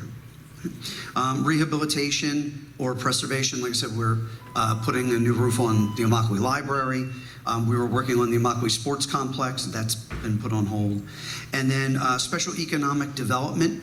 We haven't had anyone come to us for economic development in quite a long time. I've been with the county 9 years now, and I have not seen anybody do any economic development. We had a project in Lee County years ago with Goodwill, and they did a micro-enterprise project with theirs. Okay. We got 10 minutes. We were talking about, at like the end of the day, the floor is going to drop, I think. Right? Yeah. But I want to go back to public service. So in each one of our, the money that we get and the money that Dawn gets, like in our annual action plan, we will put out what we're spending our money for. So one of our categories is nonprofit capital improvement, and there'll be a dollar amount to that. Same thing with public service. So we can only go 15% of the cap. So we will actually decide whether we're going to go to that true cap of 15% of our allocation or not. So usually we will have an idea when we're putting out an RFA, which we'll talk about a little bit later, how much money we're going to spend. The other thing is, like, we have years to spend. So if we have other nonprofits who haven't spent their money before, or their project came in under budget, we can add that to our allocation and continue to use it. One of the things about CDBG, though, is we can't hold on to the money, right? We have to spend it. We can't have more than 1.5 times our allocation at a certain period of time. You don't want to get into all those details, but basically we have to spend the money. So usually we're looking for projects that are going to happen quick.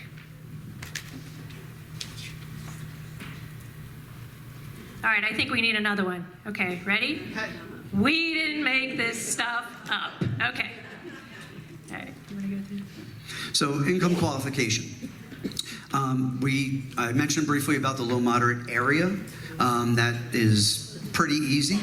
Our low moderate clientele gets a little more difficult, especially if you're running a school and you're offering free tuition assistance to low income families. We can do that.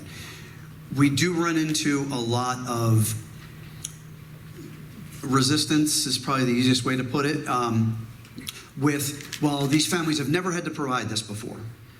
That's something that everyone needs to consider. It's again, We didn't make this stuff up. He's going to use that now. Huh?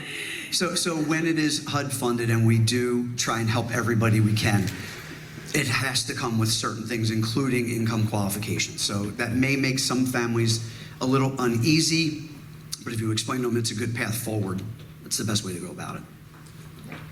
So with that, so for example, so there's different income qualifications, right, that Dawn talked about a little bit before. So one of the things in Lee County, what we did years ago is we actually did that low moderate area. So for people who in Lee County, you've heard of Charleston Park, Suncoast, Page Park, Pomona Park. Funding used to go in that whole neighborhood for some infrastructure and public service to revitalize that neighborhood. So that's actually census. We look at census tract, we look at data. We're lucky and fortunate at Human Services to have our own GIS, which was mentioned earlier, a person who can map all that stuff out. So the other thing, like I said, that it could be that they're presumed to be low, moderate income people. So when you talk about children who've been abused, domestic violence, different things like that, there's different categories that you would not have to income qualify. But an example of one, so we actually, Fort Myers Beach, I mentioned to you that they're one of our urban county partners. They did an after-school program. Not everybody in that after-school program was somebody of low, moderate income, so they had to income qualify them. So it just all depends on what services you're providing and how that would fall into that. There's some more. Do you want to? Okay. So in any of that stuff with income qualifications, especially like I gave the example of Fort Myers Beach with their after-school program, you have to document, document, document. So it's very important. Okay. So the RFA process, so that's called request for application. So this is when you get to apply for the money. So you want to talk about yours? So the way we go about it in Collier County, and I'm going to thank Tiffany for throwing us under the bus a minute ago, saying how difficult the applications are. No, you're not.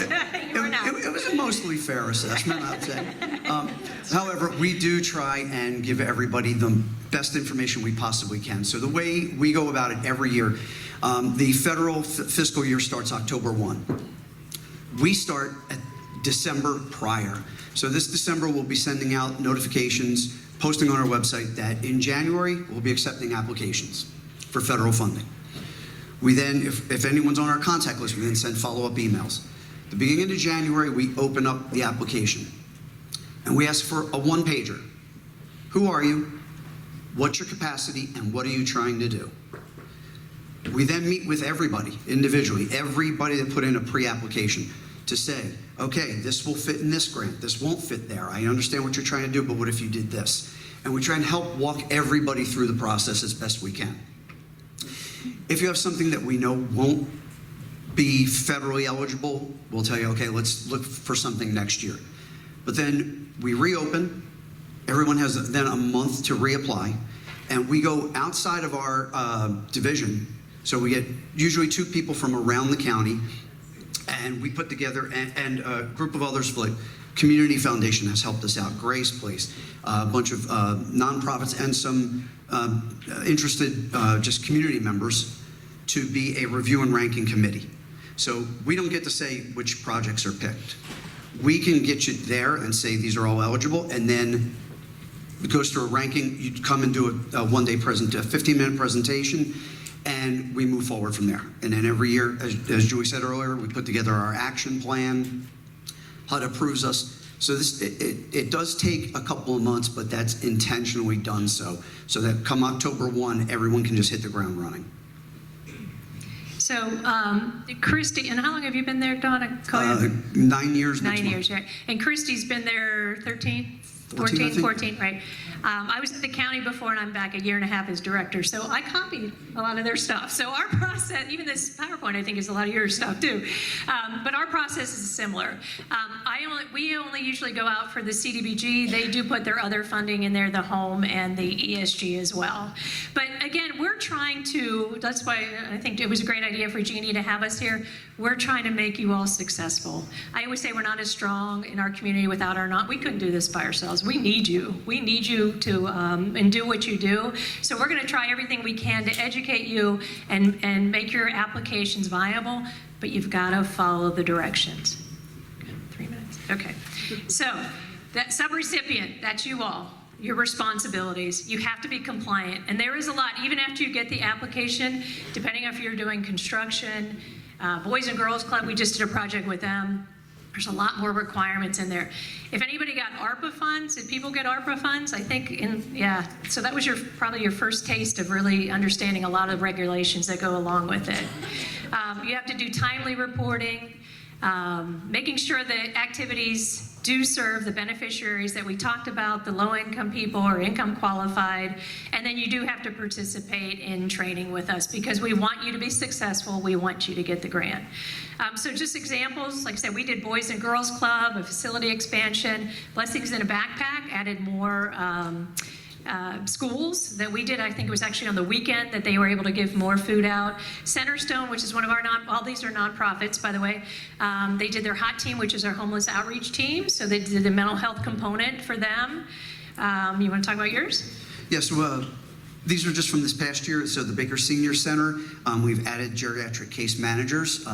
They've added 2 new staff members because of the funding that we gave them. Immokalee Water and Sewer, I just talked about that. That's where the infrastructure in Immokalee is in pretty bad shape, so we're trying to work on that community. And Rural Neighborhoods has a development out there as well that's about 25 years old, and it's time for the roofs to be replaced. All right, so again, we want you to be successful. The 4 things I mentioned: follow directions, please, on your grants. Just follow the directions. Make sure you attach what needs to attach. If you have somebody who's detail-oriented and you're not, have them read it, right? Have somebody else review it. We want to spend the money, but it's not forever. Their cycle is usually every year that your public service is being, you have it for a year. Ours varies a little bit depending on the project. We do feel bad if you don't get the money, and we do get questions about why didn't I get it, but realize there's a lot of people that apply. I mean, there's a lot of nonprofits that are looking for that. Get to know us. You have my name, you have Christy. Look us up on the websites, Lee County Government, Collier County Government. We want to have connections. I love touring nonprofits. Invite me, I would love to come. And remember, we didn't make this stuff up.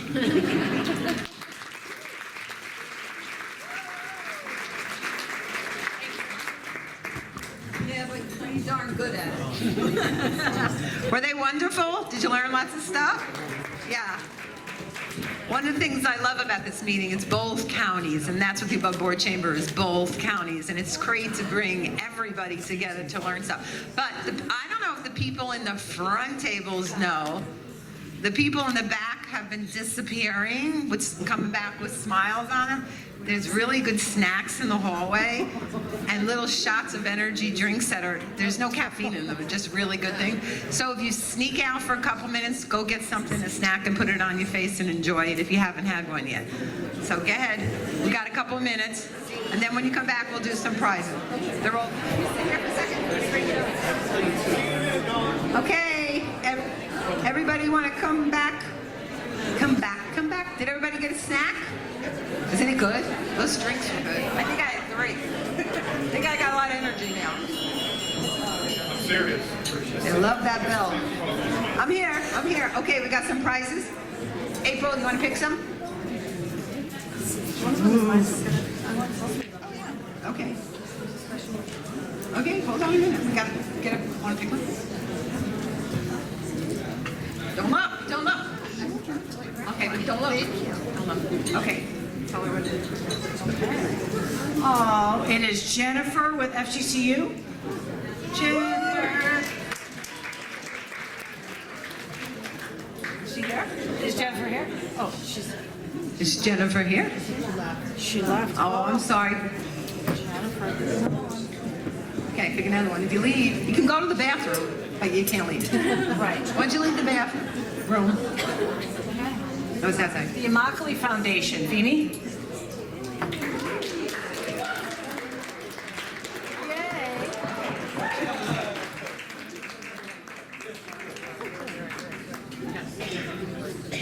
What is that? It's a what? And sit. Okay. We got 2 gifts now, okay? Okay, you want to come up here so people can see how cute you are? It's a questionable. Okay, this gift is from Naples Botanical Garden. They called me about 2 weeks ago and they said, Jeannie, I'm so sorry I can't come, but can we give tickets? And you know what I said? Yeah, these are yours.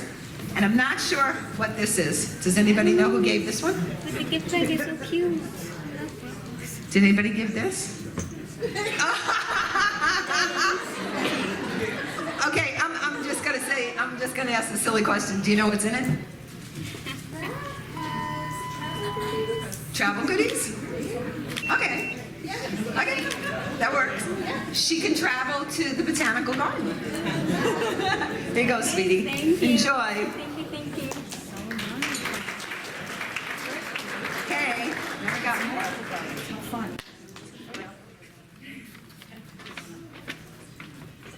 This too? I'm gonna invite you to my birthday party and I only need you to come. Marissa from United Way. April, could we some more gifts? Could we some more? No, I know there's more, but I want more. Like lots more. This is from Pace. Do you drink? I do. Good. This is to help you continue. Oh, okay. This is to help you. So I want to tell her about the wine because it's a special batch. So we have our Kalia Bay event coming up in November, our signature event, and my donor could not make it and said, I want to send you 4 cases from my vineyard that we just did. That was a special selection. So it's a really cool from Ross Snow Vineyard. It's a nice bottle, yeah. Enjoy it. Thank you, Michelle. Okay, we got more. Oh, we got more alcohol. Look at her. She's got more alcohol. Okay. Okay. Andy likes wine. Where's Andy? He was at my table. No. You leave? He's in Italy. Okay. What? It's you? It's your card. What? It says Andy from Bites Tech. No, we're manifesting over here. Okay, the question on the floor is Andy here? No. Did he leave? Okay. How about Karen from United Way? Karen's here. Karen from United Way. Karen. Okay. Karen, do you like wine? Yes. Or do you have parties where guests like wine? Oh. 2 bottles. Prosecco or white? Or vine, and they're both yours. Oh, you get both. One for being adorable, one for being a great speaker. Oh, That's from Nikki Tracy.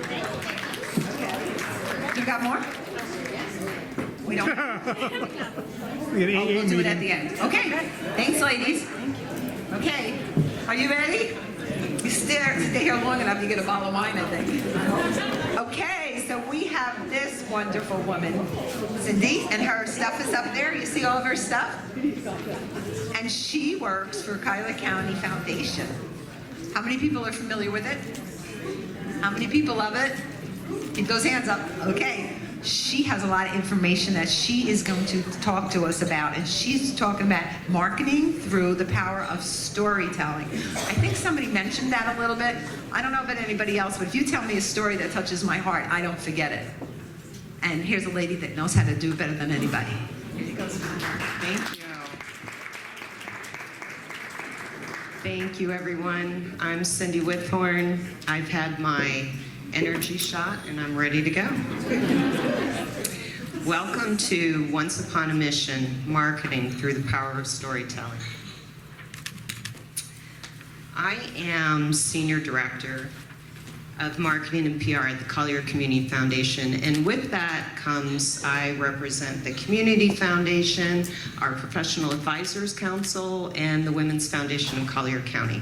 And Kristen Curry, if you're still here, thank you for all the call outs to Women Rock Philanthropy. I will be mailing you your commission check. Oh, and also with the senior title comes a lot of responsibility, a lot of deadlines,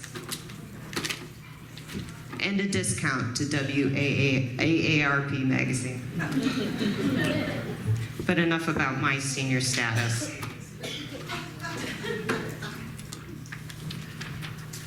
So we just mentioned Collier Community Foundation. In case you're not familiar, I'll just tell you a little bit about the foundation.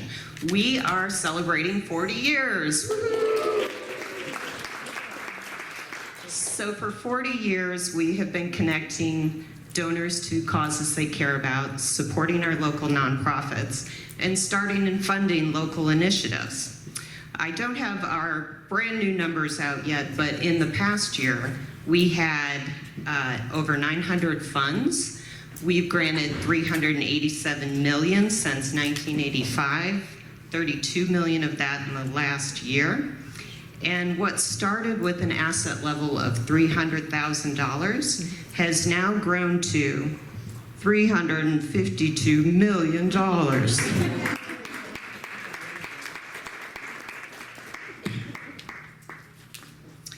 Okay, so once upon a mission, why storytelling isn't just for bedtime?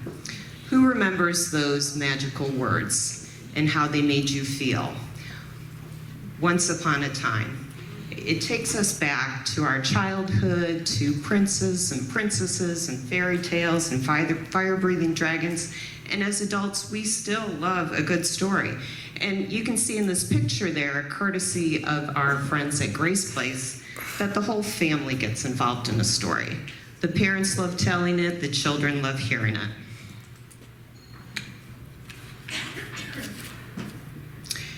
So why stories work? We know stats are important, and we do need to include them. But people tend to remember stories, not statistics. Our brain processes stories like you're part of the story yourself, like real experiences.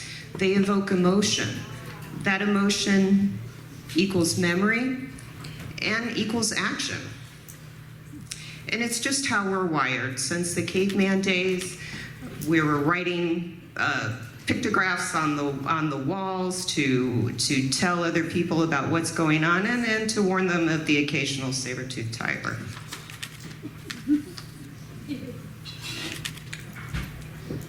So what makes a great nonprofit story? Well, first you need a relatable character, your protagonist. And this is the person you serve, not your organization.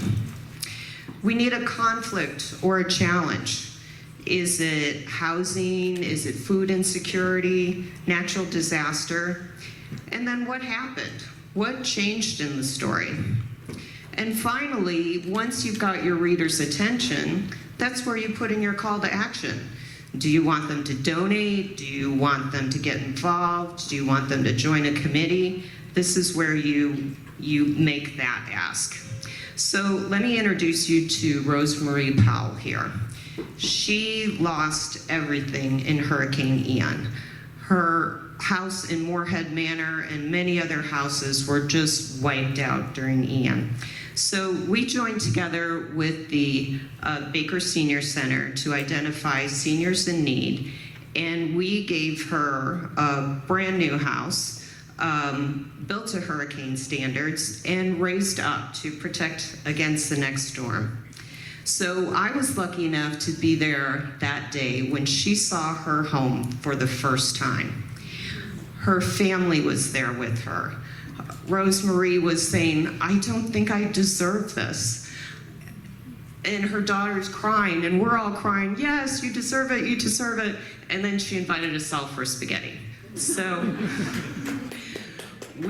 that's one of the stories I love, and I'll be sharing other stories I love as we go along. Okay, here's another example, and another Hurricane Ian recovery story. This is Jackie Dean's home. She lives in River Park, which you know is one of the oldest neighborhoods in Collier County and one of the most financially challenged. Ian came through. She was up chest deep in water. Her house was a total loss, Again, we granted to replace her home, we lifted her home, and renewed her hope. Now, I do have an after picture, but if you want to see it, you're going to have to wait for my annual report coming out in October.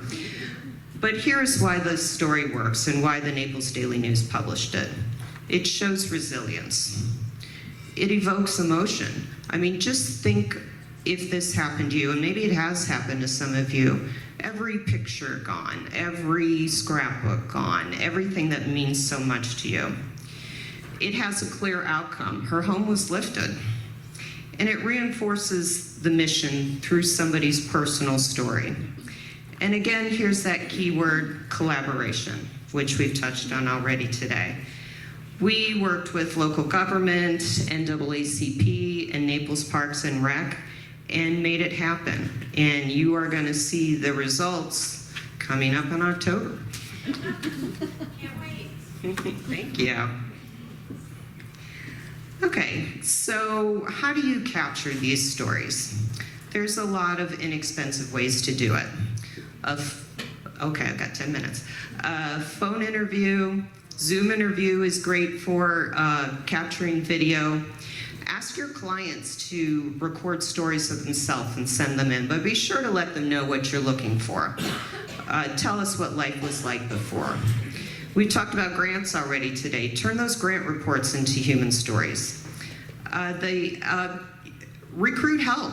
Get your board involved or interns. Again, provide them with a list of questions and what you're looking for. They can help you. And the name of the game is repurpose. Repurpose, repurpose, repurpose.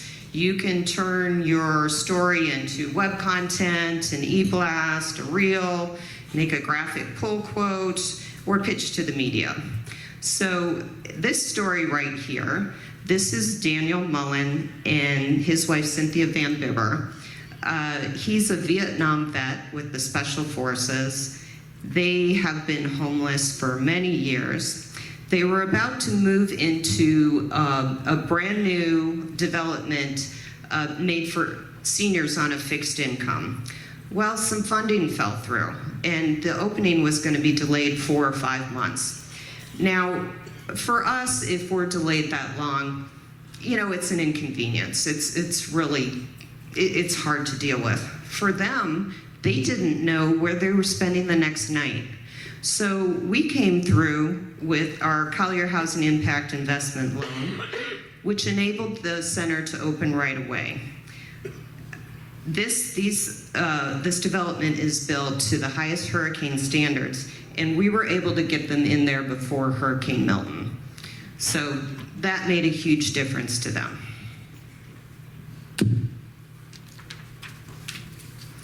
Okay, so you've got your story, but now how do you get it heard? Social media is your friend. The audience potential is huge. You can email newsletters or e-blasts, but don't give people too much information. Use 1 or 2 strong stories. If your e-blast is going on and on and on, people are just going to scroll through it. They're not really going to pay attention. When you pitch to local media, don't say, we received a grant or we gave a grant. There needs to be a human angle to it. You could start a community impact section on your website or in your print collateral. And again, that word collaboration, partnerships. Share stories that you're working on with other organizations so they can amplify your stories as well. And at events, let your storyteller tell their story on stage, either in person or through a video. Or if you can get one of your people that benefited from one of your grants, get them up there to tell you their personal story. So quickly, let me introduce you to Charlie and Marilyn Bartlett.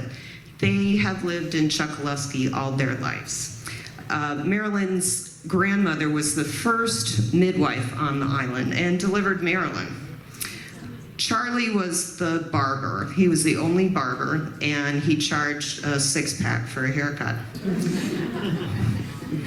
When Charlie proposed to Marilyn, he said, I'll make the living, you make the living worthwhile. And his answer was, she did. So let's watch, this isn't the whole interview, but let's watch just a clip of Charlie and Marilyn.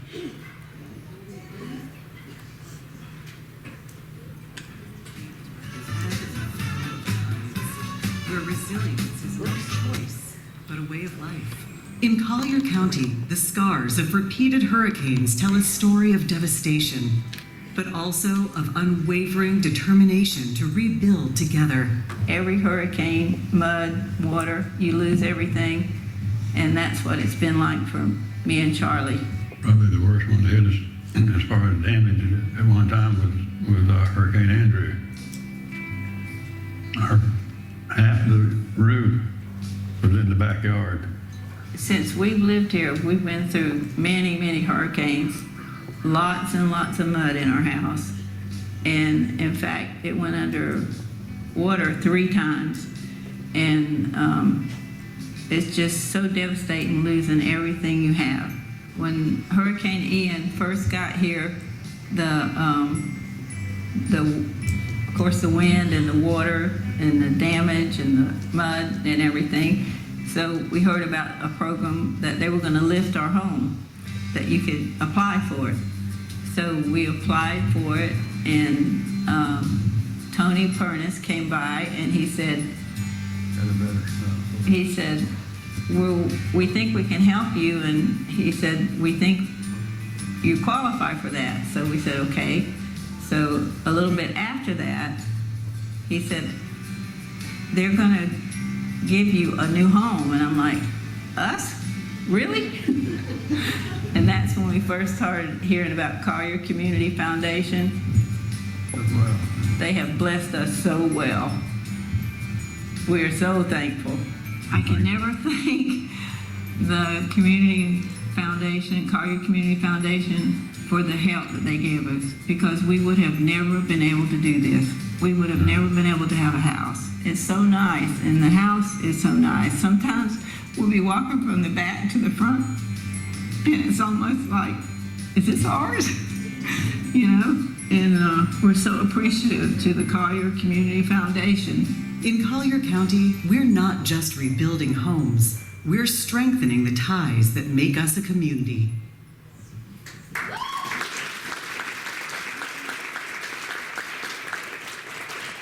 So as you can imagine, I've shared that stories in many different vehicles and will continue to. In fact, the link to it is in my email signature.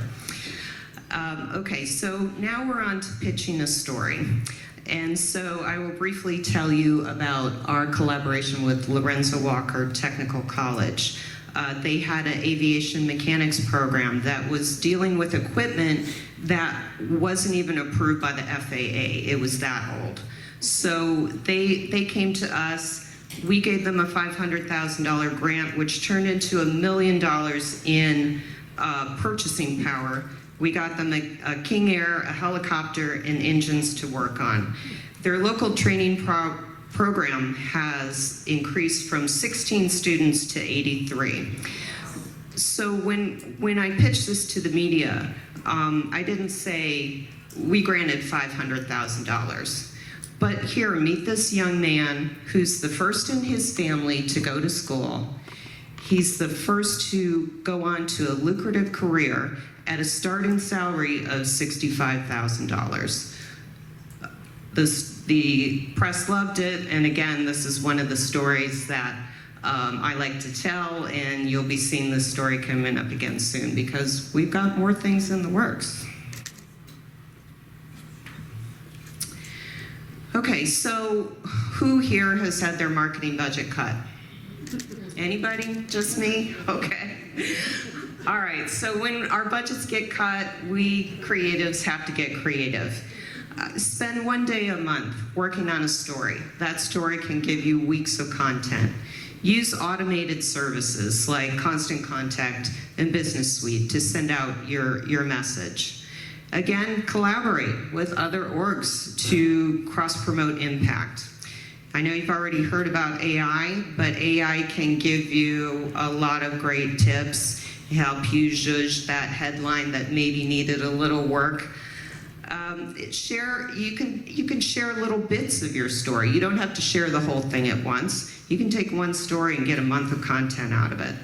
And then invest in one signature story per quarter and do it really well.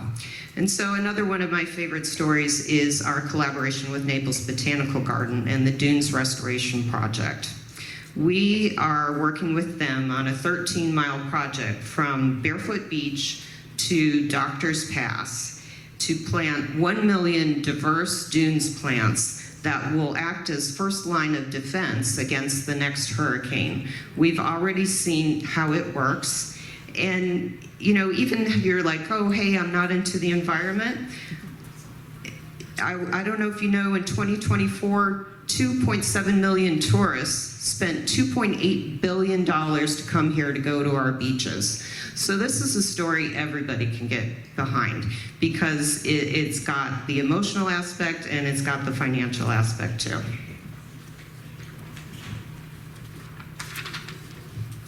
Okay, so we all love freebies. So you probably all heard of Canva. Canva has a nonprofit version that you can use. Otter AI has a transcription service for those phone and Zoom interviews. Google Docs story template can help you structure your story. So you got your story and you've got your great graphic, you want to put it to music, go to YouTube Audio Library for free music. And then there's another thing called Linktree that also has a free version where you can package like all your stories and information into one link, one graphic that you can put on your email signature, on your website that leads everybody to stories. And quickly, this story right here, Fleshman Park needed new playground equipment. And so we worked with the City of Naples and Parks and Rec to provide this new equipment. And I'm not sure how closely you can see his face, but the joy on his face tells the story.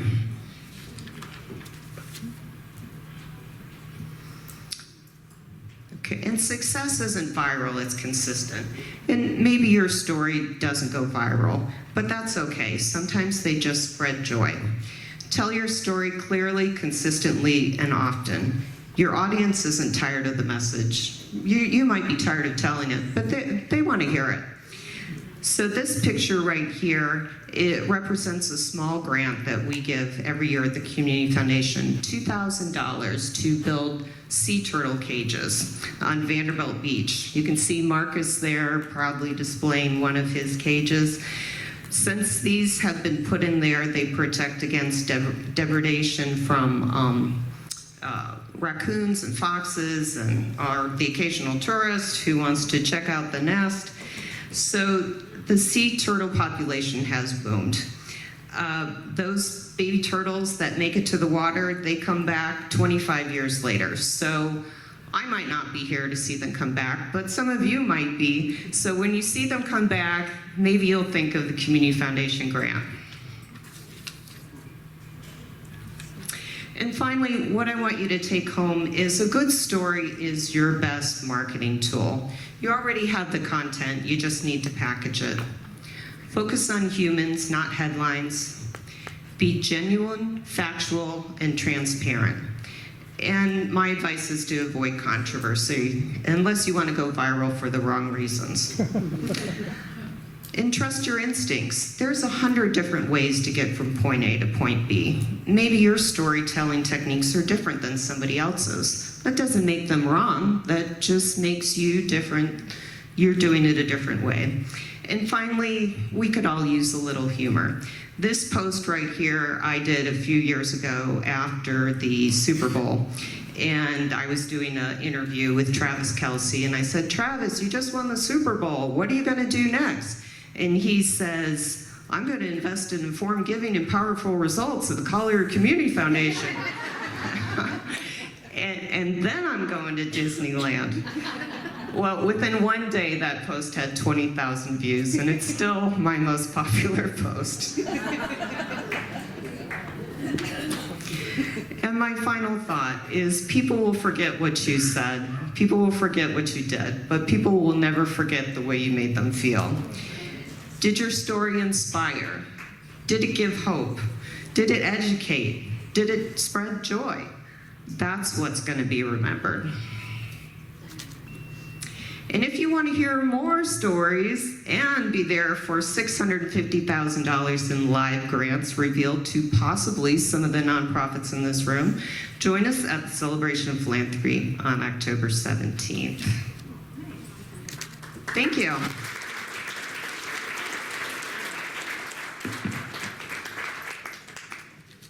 That was excellent. And you ended it with a party. Ended it with a party. Well done, my friend. That was. Mike's making me crazy. Okay. April, we got some more. You dropped something. I dropped lots of things. That's the card Jeannie threw away when he was. Yeah, I threw them away because they lost.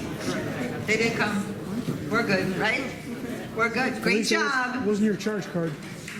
Okay, that's what we have left? Okay.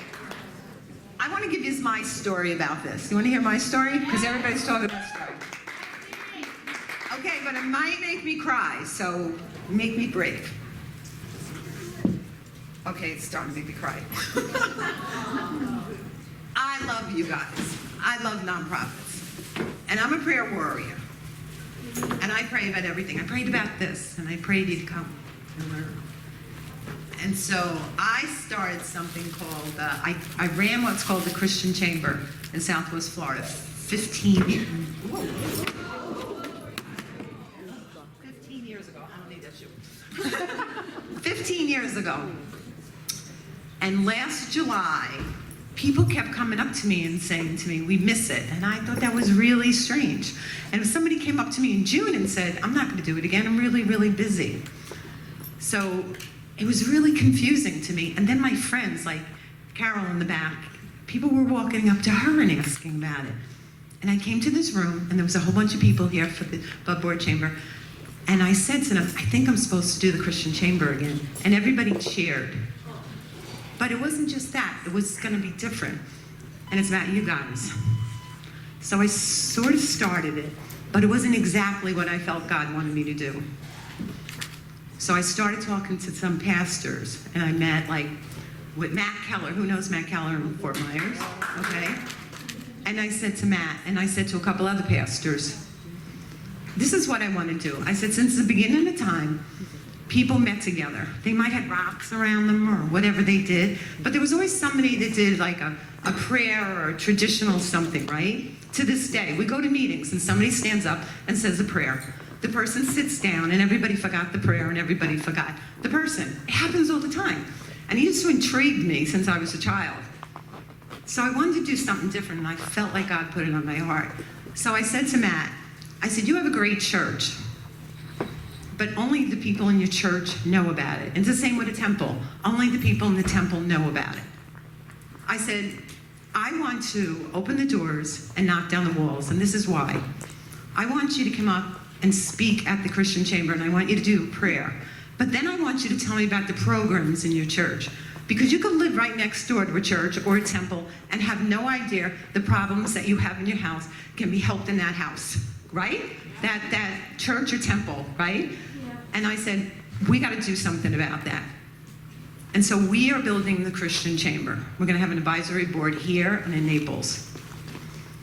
And what my vision and my goal is, when people come, they're going to learn about all the churches and all the temples and what opportunities are in that church or that temple to get help, right? And people are going to tell other people, and people are going to tell more people.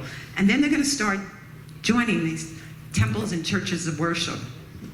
And they're going to get more money. And I said this to pastors, and you're going to get more money, and you know what you're going to do? And they all said, what? And I said, you're going to help by nonprofits. Because I don't want you getting lost. I don't want you running out of rent. I don't want you running out of places to be. I don't want you running out of money. So what I need your help to help me do this. Because I believe if we do that, and the pastors that I spoke to so far are all on it. They all think it's great. If we can grow them, we can make sure you continue to grow. And that's where my heart is, and that's my story. So if you belong to a church or a temple, let me know. If you want to be on an advisory board, don't. It's not a regular board. It's just an outreach board that we can get it out in the community. Because I don't want any of these seats to be empty next year. I want you all here and to be better and stronger and have places to put your hat and to do your nonprofit work and work. We need to work as a community. We can't fix stuff other places, but we can do it in Southwest Florida. But we only can do it if we do it together. You with me? Yes. Okay, I gotta get my other shoe. Okay, let's do some prizes. Then we have one more speaker. Mike, where are you? Okay. Come on up, Mike. You can pull them out. You got it.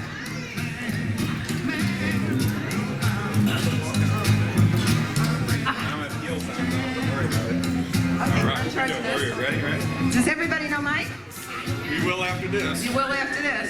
All right, we have not brought my readers. No, don't look at me. I can't read that. Why don't people make Oh, Rebecca Busby. Everyone know Rebecca? I need you up here. All the way up there? Come on up here. Okay. This is like a really nice gift, and it has a story.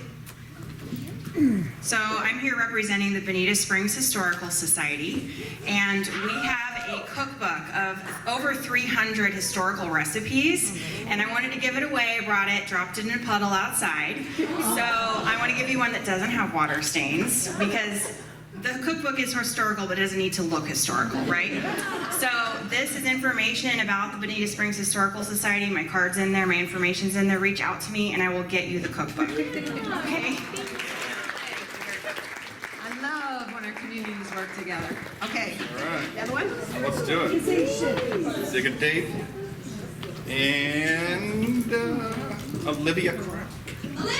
Olivia! Is Olivia here? She's right there. Oh, okay. Olivia, do you drink wine? Yes. Good. Then step right up here. And this is from my girl over there? All right. Can you stand up and show everybody who you are? Yay! Lisa also gave everybody one of these wonderful books so we can put in our purses or our back pockets so we can take notes. So, and she's a sponsor, and thank you very much. Here you go, sweetie. Okay. All right. Okay. One more? One more. And we got no more balloons left. All the balloons are gone? All right. This is Okay. going to Amy Turner.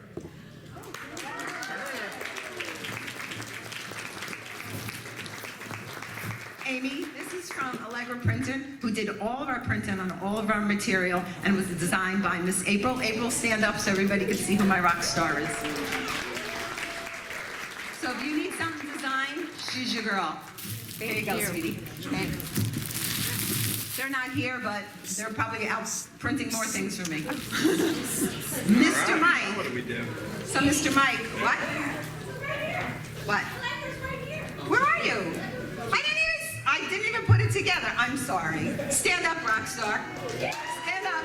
My brain's not here. She did, let me tell you what Brenda did. She was on vacation for a week, and she made everything you see for the above board chamber. This lady did. She's a rock star. Yes. Does everybody know Allegra Printing? Nonprofits? Yeah. You need to talk to this lady because they have a new owner, and he's from Canada, right? And he's a rock star as well. And they did all this printing. But she went on vacation and she met with me, and she made sure we had everything we possibly could. We even have our QR. What is it called? On there, we have everything on it, and that's because of April and Brenda. So great teamwork, and thank you for what you all do. Brenda, stand up so everybody sees who you are. Stand up, Brenda. Yay! Now we have this this rock star. Now, you do lots of things. I do too many things. Yes, and he's getting ready to go on sabbatical, so. Yeah, midlife crisis. Midlife crisis. So he does websites, he does videos, and we need things when you have a nonprofit, because people like him make those videos that when people leave or they're looking to raise their paddle, he's going to help you touch their heart. Here you go, Michael. Perfect. All right. All right, before I get started, I just wanted to give Jeannie a thanks. She said there was empty seats. I haven't seen too many, so not bad for your first year, Jeannie. I think you've done a great job getting some butts and seats. Also, when I saw the thing and I realized, oh, I am the last speaker. I've never been last, which I start. I was like, it can't be because the best is for last, because I'm definitely not the best. And then I realized it was just ladies first, and chivalry is not dead. Sorry, Mark, but you didn't have a. I had to figure out how to draw it in there for you. And I don't have a timeline. Yeah, so look at that. I can just keep talking. We don't even have to talk about this stuff. So I'm going to figure out this thing real quick. Now, she should say that rock stars are here today, but for anyone that did misread the program and saw live music and heard Eminem is here, I'm going to open my presentation with this. Not a rock star, but a rap star. Nowadays, everybody want to talk like they got something to say, but nothing comes out when they move the lips. It's just a bunch of gibberish. All right, now we're going to go. That's why you remember. So we will move on. So I'm going to try to figure out this clicker thing, but the bottom line is, a lot of things, what I'm going to tell you, was really set up with Cindy before me here. You see my shirt today. I picked out this one because that's really what we do, and that's what you guys need to do. As nonprofits, you have the easiest way to do this. When I say easiest, you have everything sitting in front of you, and what we'll get to in the presentation. But unlike, corporate America, we have to make up fun stories like those pharmaceutical commercials where everything's just going great, or they're just dancing in a routine with like a nice jingle so you don't hear all the other stuff going on. Nonprofits get to tell your story, and they have a lot of people that can do it for you.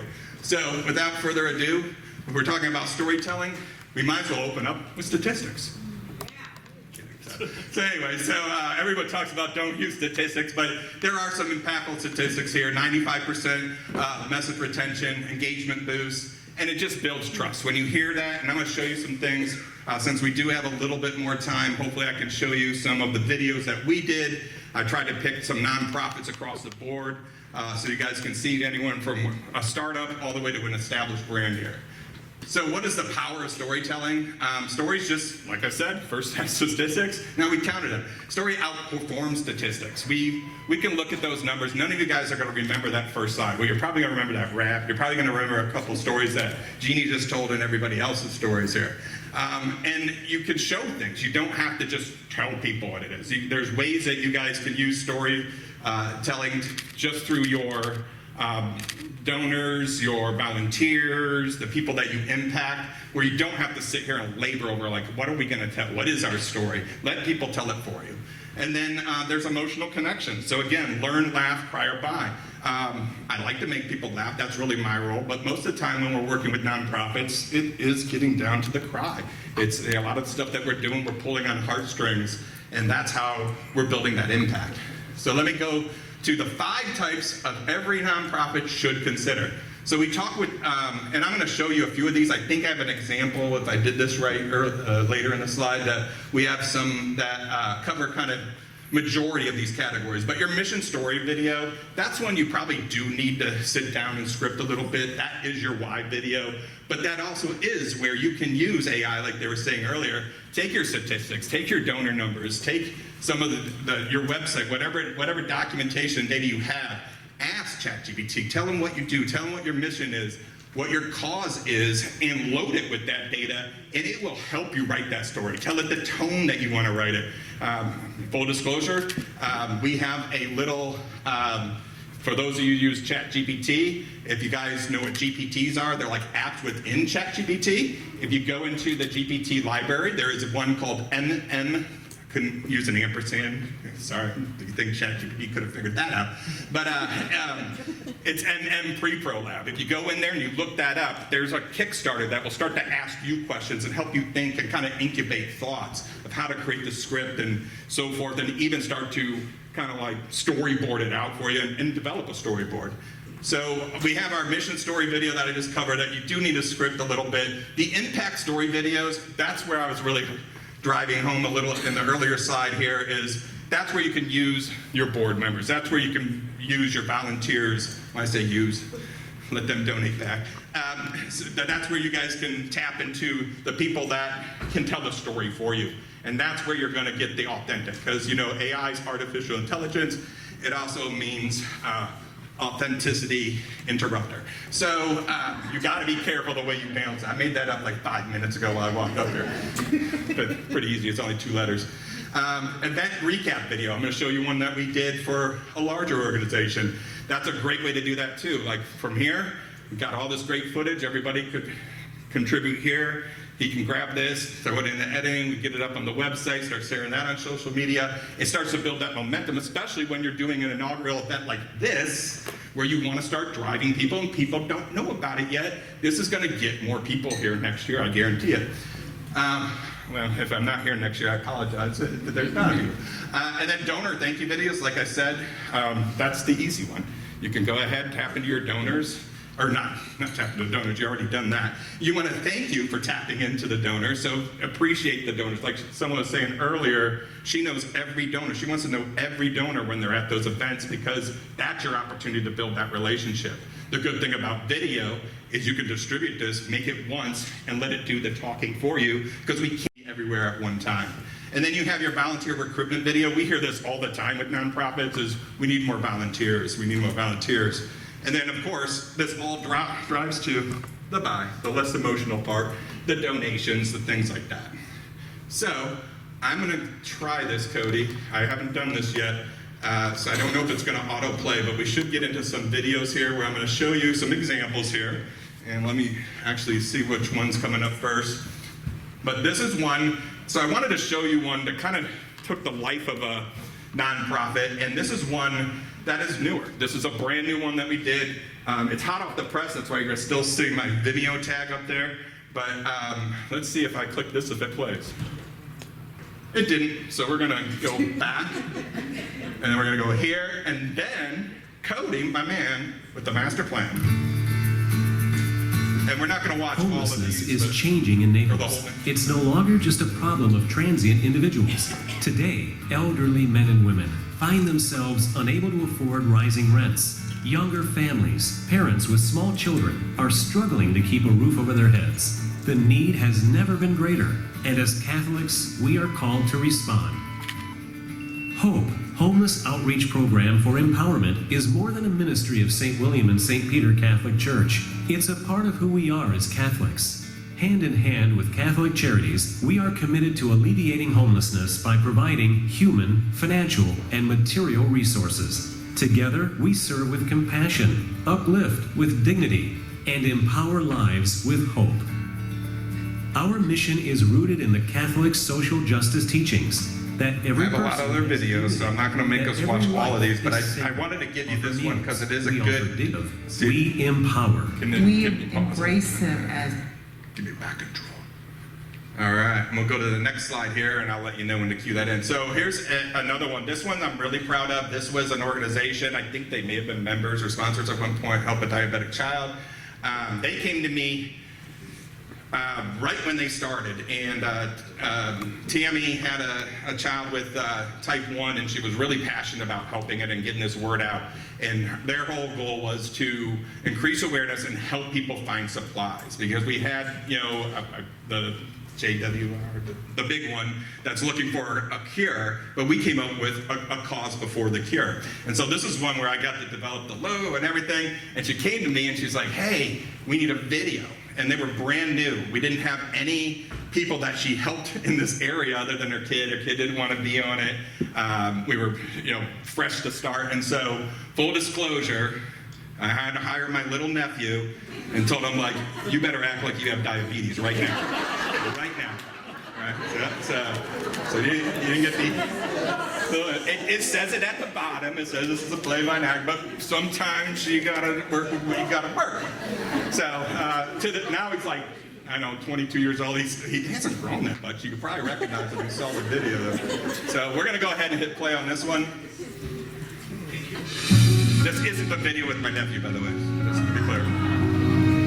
I first heard about Help a Diabetic Child when I was a school nurse. Tammy and Joe came to one of our school meetings and introduced themselves. Use slow motion. All It of the makes services so much that they more offered dramatic. and how they came into being. From that moment, I was able to reach out to them for any assistance I needed for students in the school district. When we've seen children that are newly diagnosed that maybe don't have insurance or are underinsured, it's obviously a huge financial strain for the family. If I could ask one thing of the donors, it would be to continue to support this organization that really helps the children and families of Collier County and beyond. When we get a call from a child in the hospital and they're coming to us for support just to get them out of the hospital to pay for their insulin and medical bills, right there is such a momentous moment for them and such a difficult time as they leave the hospital and embark with this new journey. So immediately HADC is there to really hold their hand every step of the way, whether it's making your first endocrinology appointment, picking up their first prescription, finding somebody that maybe can help them adjust their diet and things like that. So the relationships that we've built with our community partners have been able to go beyond just the mission of HADC, really help those and impact those families immediately.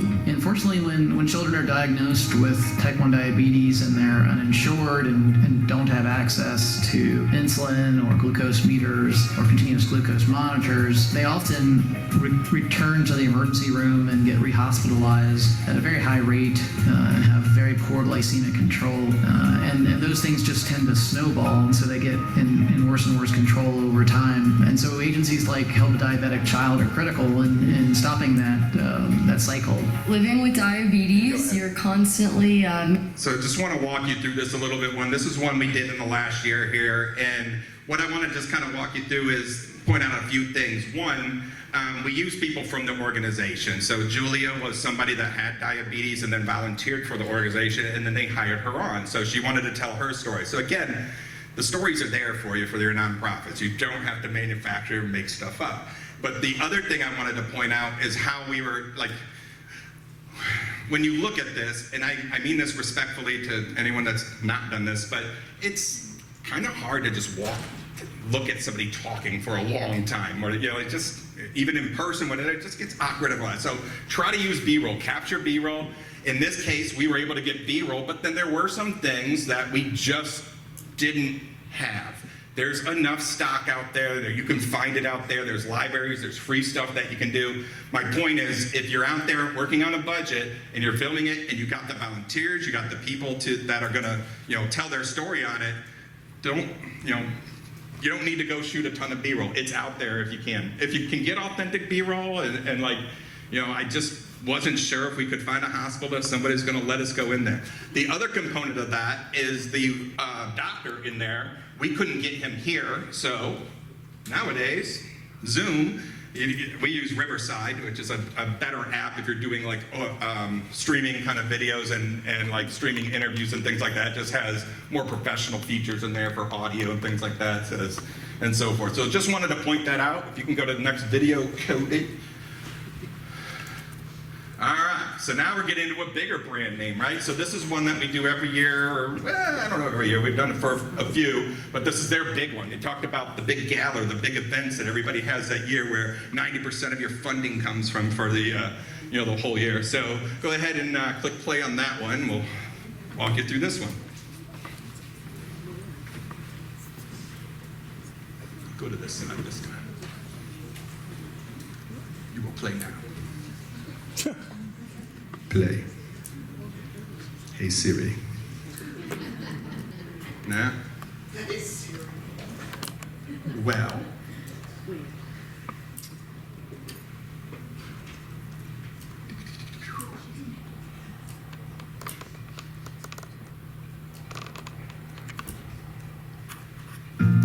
There you go.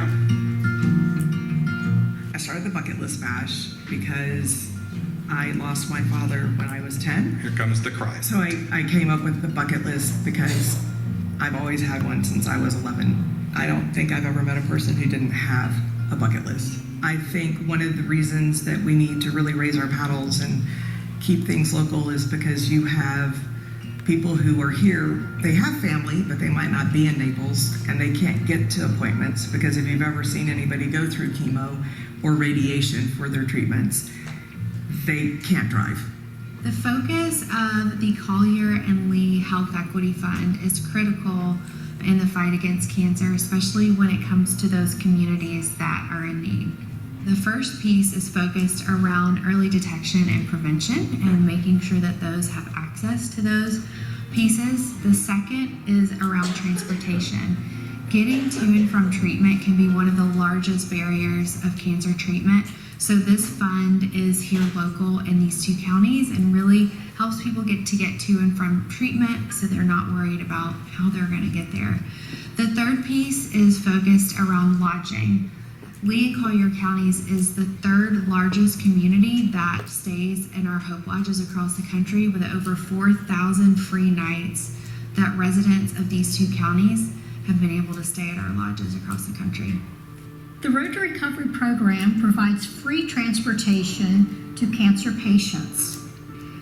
If a volunteer driver is not available to drive them, and that being picking them up from their home and taking them to their place of treatment, or picking them up from the treatment facility, taking them back home, then the American Cancer Society, through the Road to Recovery program, can provide Uber transportation, and if they're physically able to drive, then there are gas cards available if they just need some financial support. I drive for the Road to Recovery program because it's something I can do. So just want to point out a few things on this one too. Like, did anyone even know that, right? Like, how do you do with a small board, a small organization, even teach people that this is available to people? Like, you could do that. I mean, maybe you get one gala a year and you try to, get that message across to the gala. But this video, and then more importantly, the way you could distribute this content is going to reach a whole lot of more people. Yeah, that makes sense. There we go. All right, so go to the next video here. Okay, I like this one because I like dogs, so go ahead and hit play.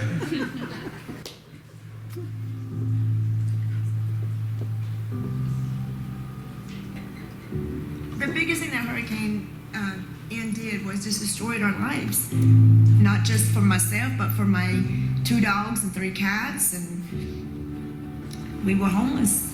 I have Canelo, he's a pit bull, and then I have a Weimaraner that is Sophie.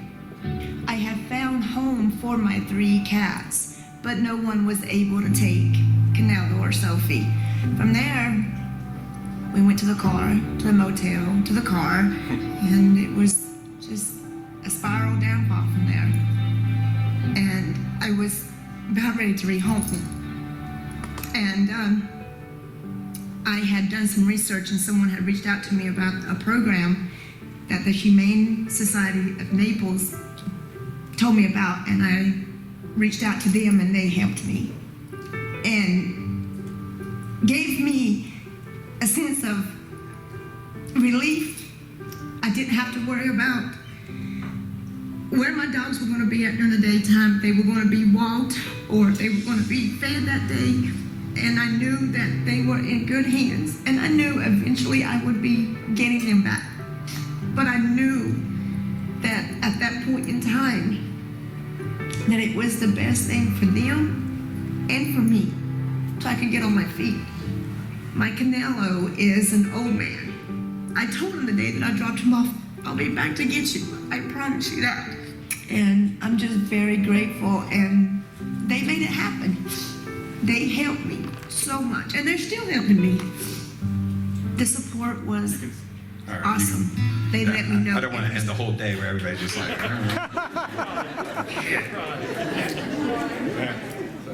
but damn, I love dogs. All right, so here's my example of a recap. So this is one that we do I don't know if we do it every year, but a few years. So let me tell you this story. So the first year we do this one, right? So we're like, we're going to do Magic Under the Mangroves. And we're like, okay, this is cool. We're going to go there. And, oh, by the way, Mike, my video teams, they're creatives. They don't want to go out in public. They just want to work. They don't want to socialize. They don't want to do any of those things. So they're like, well, Mike, they told us that we get 2 free tickets to go to the event. And I'm like, oh, I guess I'll go. And I bring my wife, and I'm going down to Naples, and I'm not don't go to Naples that much. I'm a Fort Myers guy. And, as you can see. And so I don't dress up that much either, right? So I'm like, well, we gotta go, it's tonight. I'm like, I gotta hit a Target and get a nice suit jacket. And still got that suit jacket, works well. But anyway, so I go to Target, get my suit jacket, we walk in there, and it's like, I don't know if anyone's ever been to this event, but I would encourage you all to kind of group together, try to afford one ticket for next year, and then start peeling off their donors. Sorry if you're here. But anyway, so I get in there, it's all this thing, you walk into this tent, and it's like all this stuff going on, and then I see these people with these cool, like, turtles and alligator pins that are blinking. I was like, oh, can I have one of those? And like, yeah, that's $1,500. And I'm like, never mind. And I'm like, but I made the videos. And then, so then you walk out to this other room and you go into the main bidding tent where they start raising the paddles. And that auctioneer guy that does like 90% of all the auctions here comes out and he's like, all right, we're going to open the bid at $250,000. And I'm like, where are we, honey? And I kind of knew where we were because we were in the back corner table and stuff like that.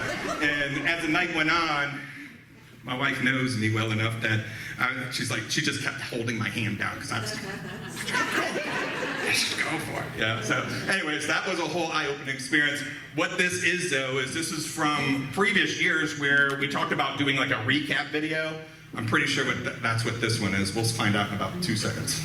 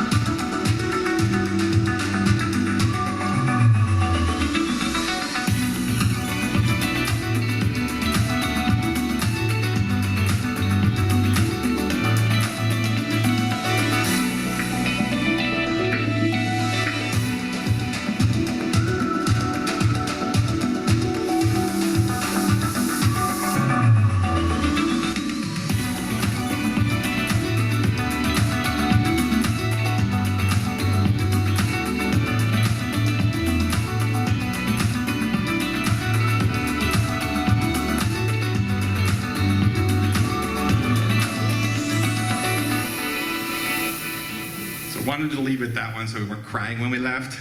But you guys want to go to that next year, right? Like, you look at that, like, I want to. I mean, I might be there. I don't know if I can afford another Target jacket. All right, so let's get into a few little things and before we wrap up this last speaker thing, and you guys can get on your way. So, also want to tell you that at the end slide, my email's in there. Just email me. You can get this whole deck.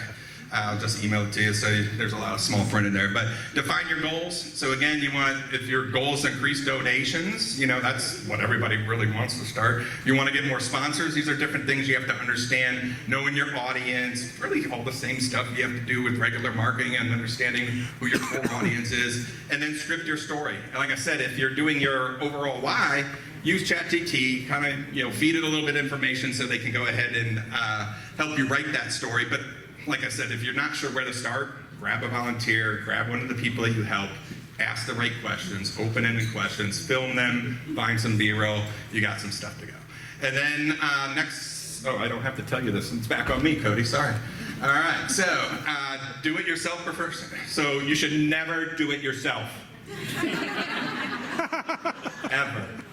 You will get no donations, all your donors will leave. I'm just kidding. No, so everybody's got to start somewhere, right? So do-it-yourself video production, low cost, pros and cons. There's quick turnaround time. You guys have, full control over the process. You don't have to wait on me saying, you'll get your head in 2 more days. The cons, lower production quality, but sometimes I will tell you, that's not always necessary, especially when you're doing social media. You don't need things that are overproduced for social media. You don't. I'm telling you that, and I want you to pay us to do video, but we tell people that with social all the time. There might be a few core video, storytellings, interviews, things that you want to have professionally done, but for the most part, grab your iPhone, get a nice microphone, and get some good lighting. Me still in control. So, maximizing your video reach. There's some ideas there on how to distribute it. It's obvious. Put it on your website. Put it on the YouTube. If you don't have a YouTube channel, create a YouTube channel. It's the second largest search engine in the world because the first largest search engine in the world owns it. And then you have Facebook, Instagram, Twitter, all your social, email newsletters. These are all things, especially it's cheap to do. You know, you don't have to, you know, do OTT right out of the box and say, oh man, you see our thing on Hulu, it's streaming on Hulu. It's on Roku. Creative platform versions, repurpose, that's the biggest one. So once we did that, like all that stuff that we've been filming over the years, these, and I'm saying this in front of the network, they don't realize it, but I'm building that library for you for a reason. Just so you come back to me in 2 or 3 years and say, I need another video to edit, but I'll also give you the footage if you want to edit it yourself for an additional fee. Moving right along here, low budget video tips. So if you are, you know, everybody's got to start somewhere, you want to start shooting your own video, use natural light. We live in, sound like we're living in Seattle. Actually, sometimes overcast helps with the lighting, to be honest with you, so don't worry if it's not a sunny day. We just did a project for 2.5 days down at Margaritaville 2 weeks ago. Note to self, don't film Margaritaville in the heat of the summer. It wasn't that fun, but it's gonna look amazing. But the problem was it was too bright in some cases, so all my video guys were like, we need some clouds, or we need dusk, or dawn, or golden hour, and Grims. Yep, exactly. And I'm like, well, just keep filming, guys, they're paying us. So, invest in a good microphone. You guys can go out on Amazon or get a DJI. DJI makes great products. They're not the least expensive, but they're not going to break the bank either. And so, a lot of the stuff when we're out mobile around roads, a good one. Thank you. Thank you. Find quiet locations, so don't film it here right now. And then film both ways. Okay, let me explain that. Film both ways means film like this with your camera and film like this with your camera, or like we do a lot of times when we're producing stuff in the studio, we film in 4K or 6K, so we have a lot of room to play with, and that way we can frame the individual. We had somebody, a real estate guy, come who wanted 150 Instagram videos, but they also want them for YouTube, so we just made sure that we framed it right to where we could still crop them in the middle, make them the portrait style versus landscape style, so you didn't have to film things twice, edit it twice, etc. And let's go ahead, and there's your 30-day video challenge. You're down to 29 days now because I'm the last speaker, but start small, think big, choose a story, keep it short, set a deadline. It's September 1st, get busy. All right, and then I'll leave you with my contact information. I do have a free video planning sheet and this deck if you guys care to email me. I am not going back to work after this. I'm going to happy hour, so I'll send it to you tomorrow. That's a wrap, get it? That's a wrap, that's a wrap.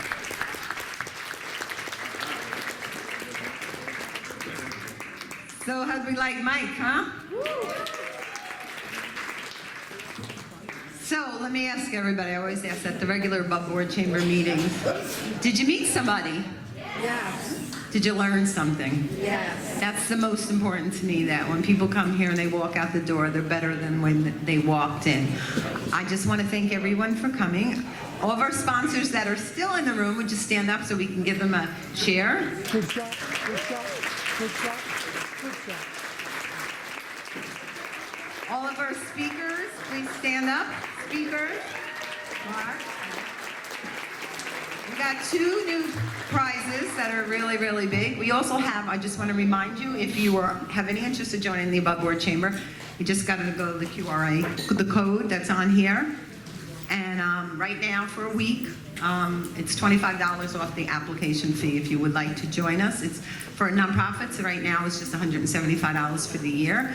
What we do at the above board chamber, we have a website that is wonderful, and you can put up your events for free, you can put up your blogs for free, you can hire people and put your jobs up there for free, and you can put press release up for free. We work with our nonprofits, and we really work with them. There's everybody that knows me that's a part of the above board chamber knows that they have my cell phone if you need me, and I don't care if it's Sunday night. We need to work together as a community. We can make this happen. No matter what's going on outside the door, we have control what's on in here. So when you walk out the door, walk out a little stronger because you got some great stuff and you can do it all. And if you can't, and that, make sure the program you take with you, because as every one of our speakers email in, don't forget that because you need that. And we want you to be the best that you can be. And we want you to believe yourself because you know why? Mission is possible. Right? Okay, we got 2 more prizes. Again, Miss April, what? This one first? Mike? Do you have any idea what's in this thing?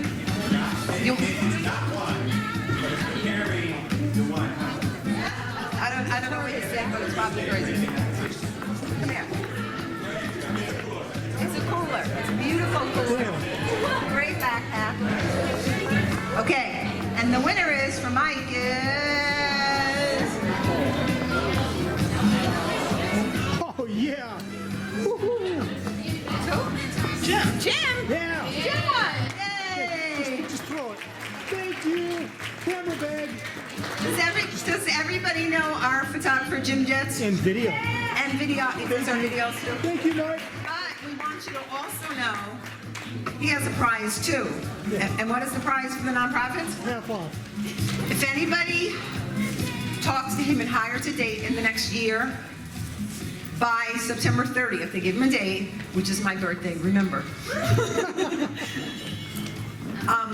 He will give you half price off your camera stuff at your upcoming events. in Photo both and video. counties. Yeah. And the video. Oops. Video? Yeah.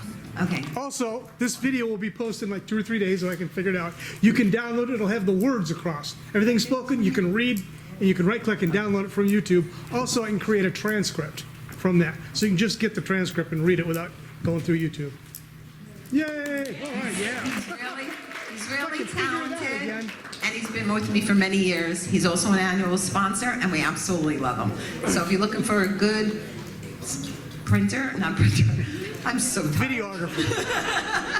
Media producer. Media producer. Let's give Jim a call. So we got one more, right? Okay, maybe. Damn, I can't believe I won something. Okay. Ooh. Trish Leonard. Wait. Come on, Miss Trish. Look at this. And who is this from? Me. This is from you? Wow. Lori, wait. We got wine. Okay. We got chocolate. You won. Hold it up. We got a beach mat and a beach bag, and we got a Yeti. Yay. Meridian Bank. Beach ride coming September. Take another bus. Stick your face in there, Jeannie. Yeah, I'm good. Oh, well, close enough. My face is checking places. And where's Nicole? Nicole, also thank you again for being our main sponsor today. Don't forget, ladies and gentlemen, before you leave, don't forget, Nicole, if you book before September 30th, we all know what September 30th is, she will give you 10% off your food, your beverage, and more stuff. Go talk to Nicole. I've got 1,000 over here. You gonna do the group shot? Jeannie, you gonna do the group shot of the people? All right. Hold on, I got one. There we go. I brought extra.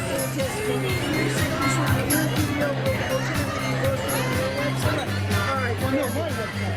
Oh, your website. Go to Jeannie's website. Jeannie's order. Go.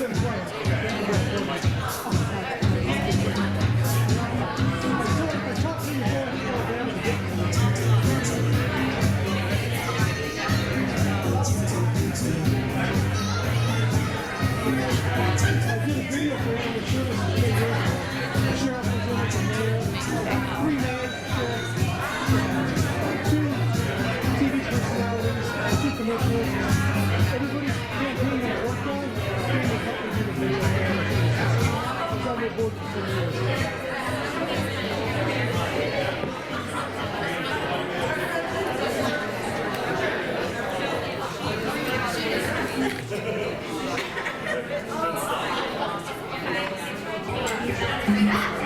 you.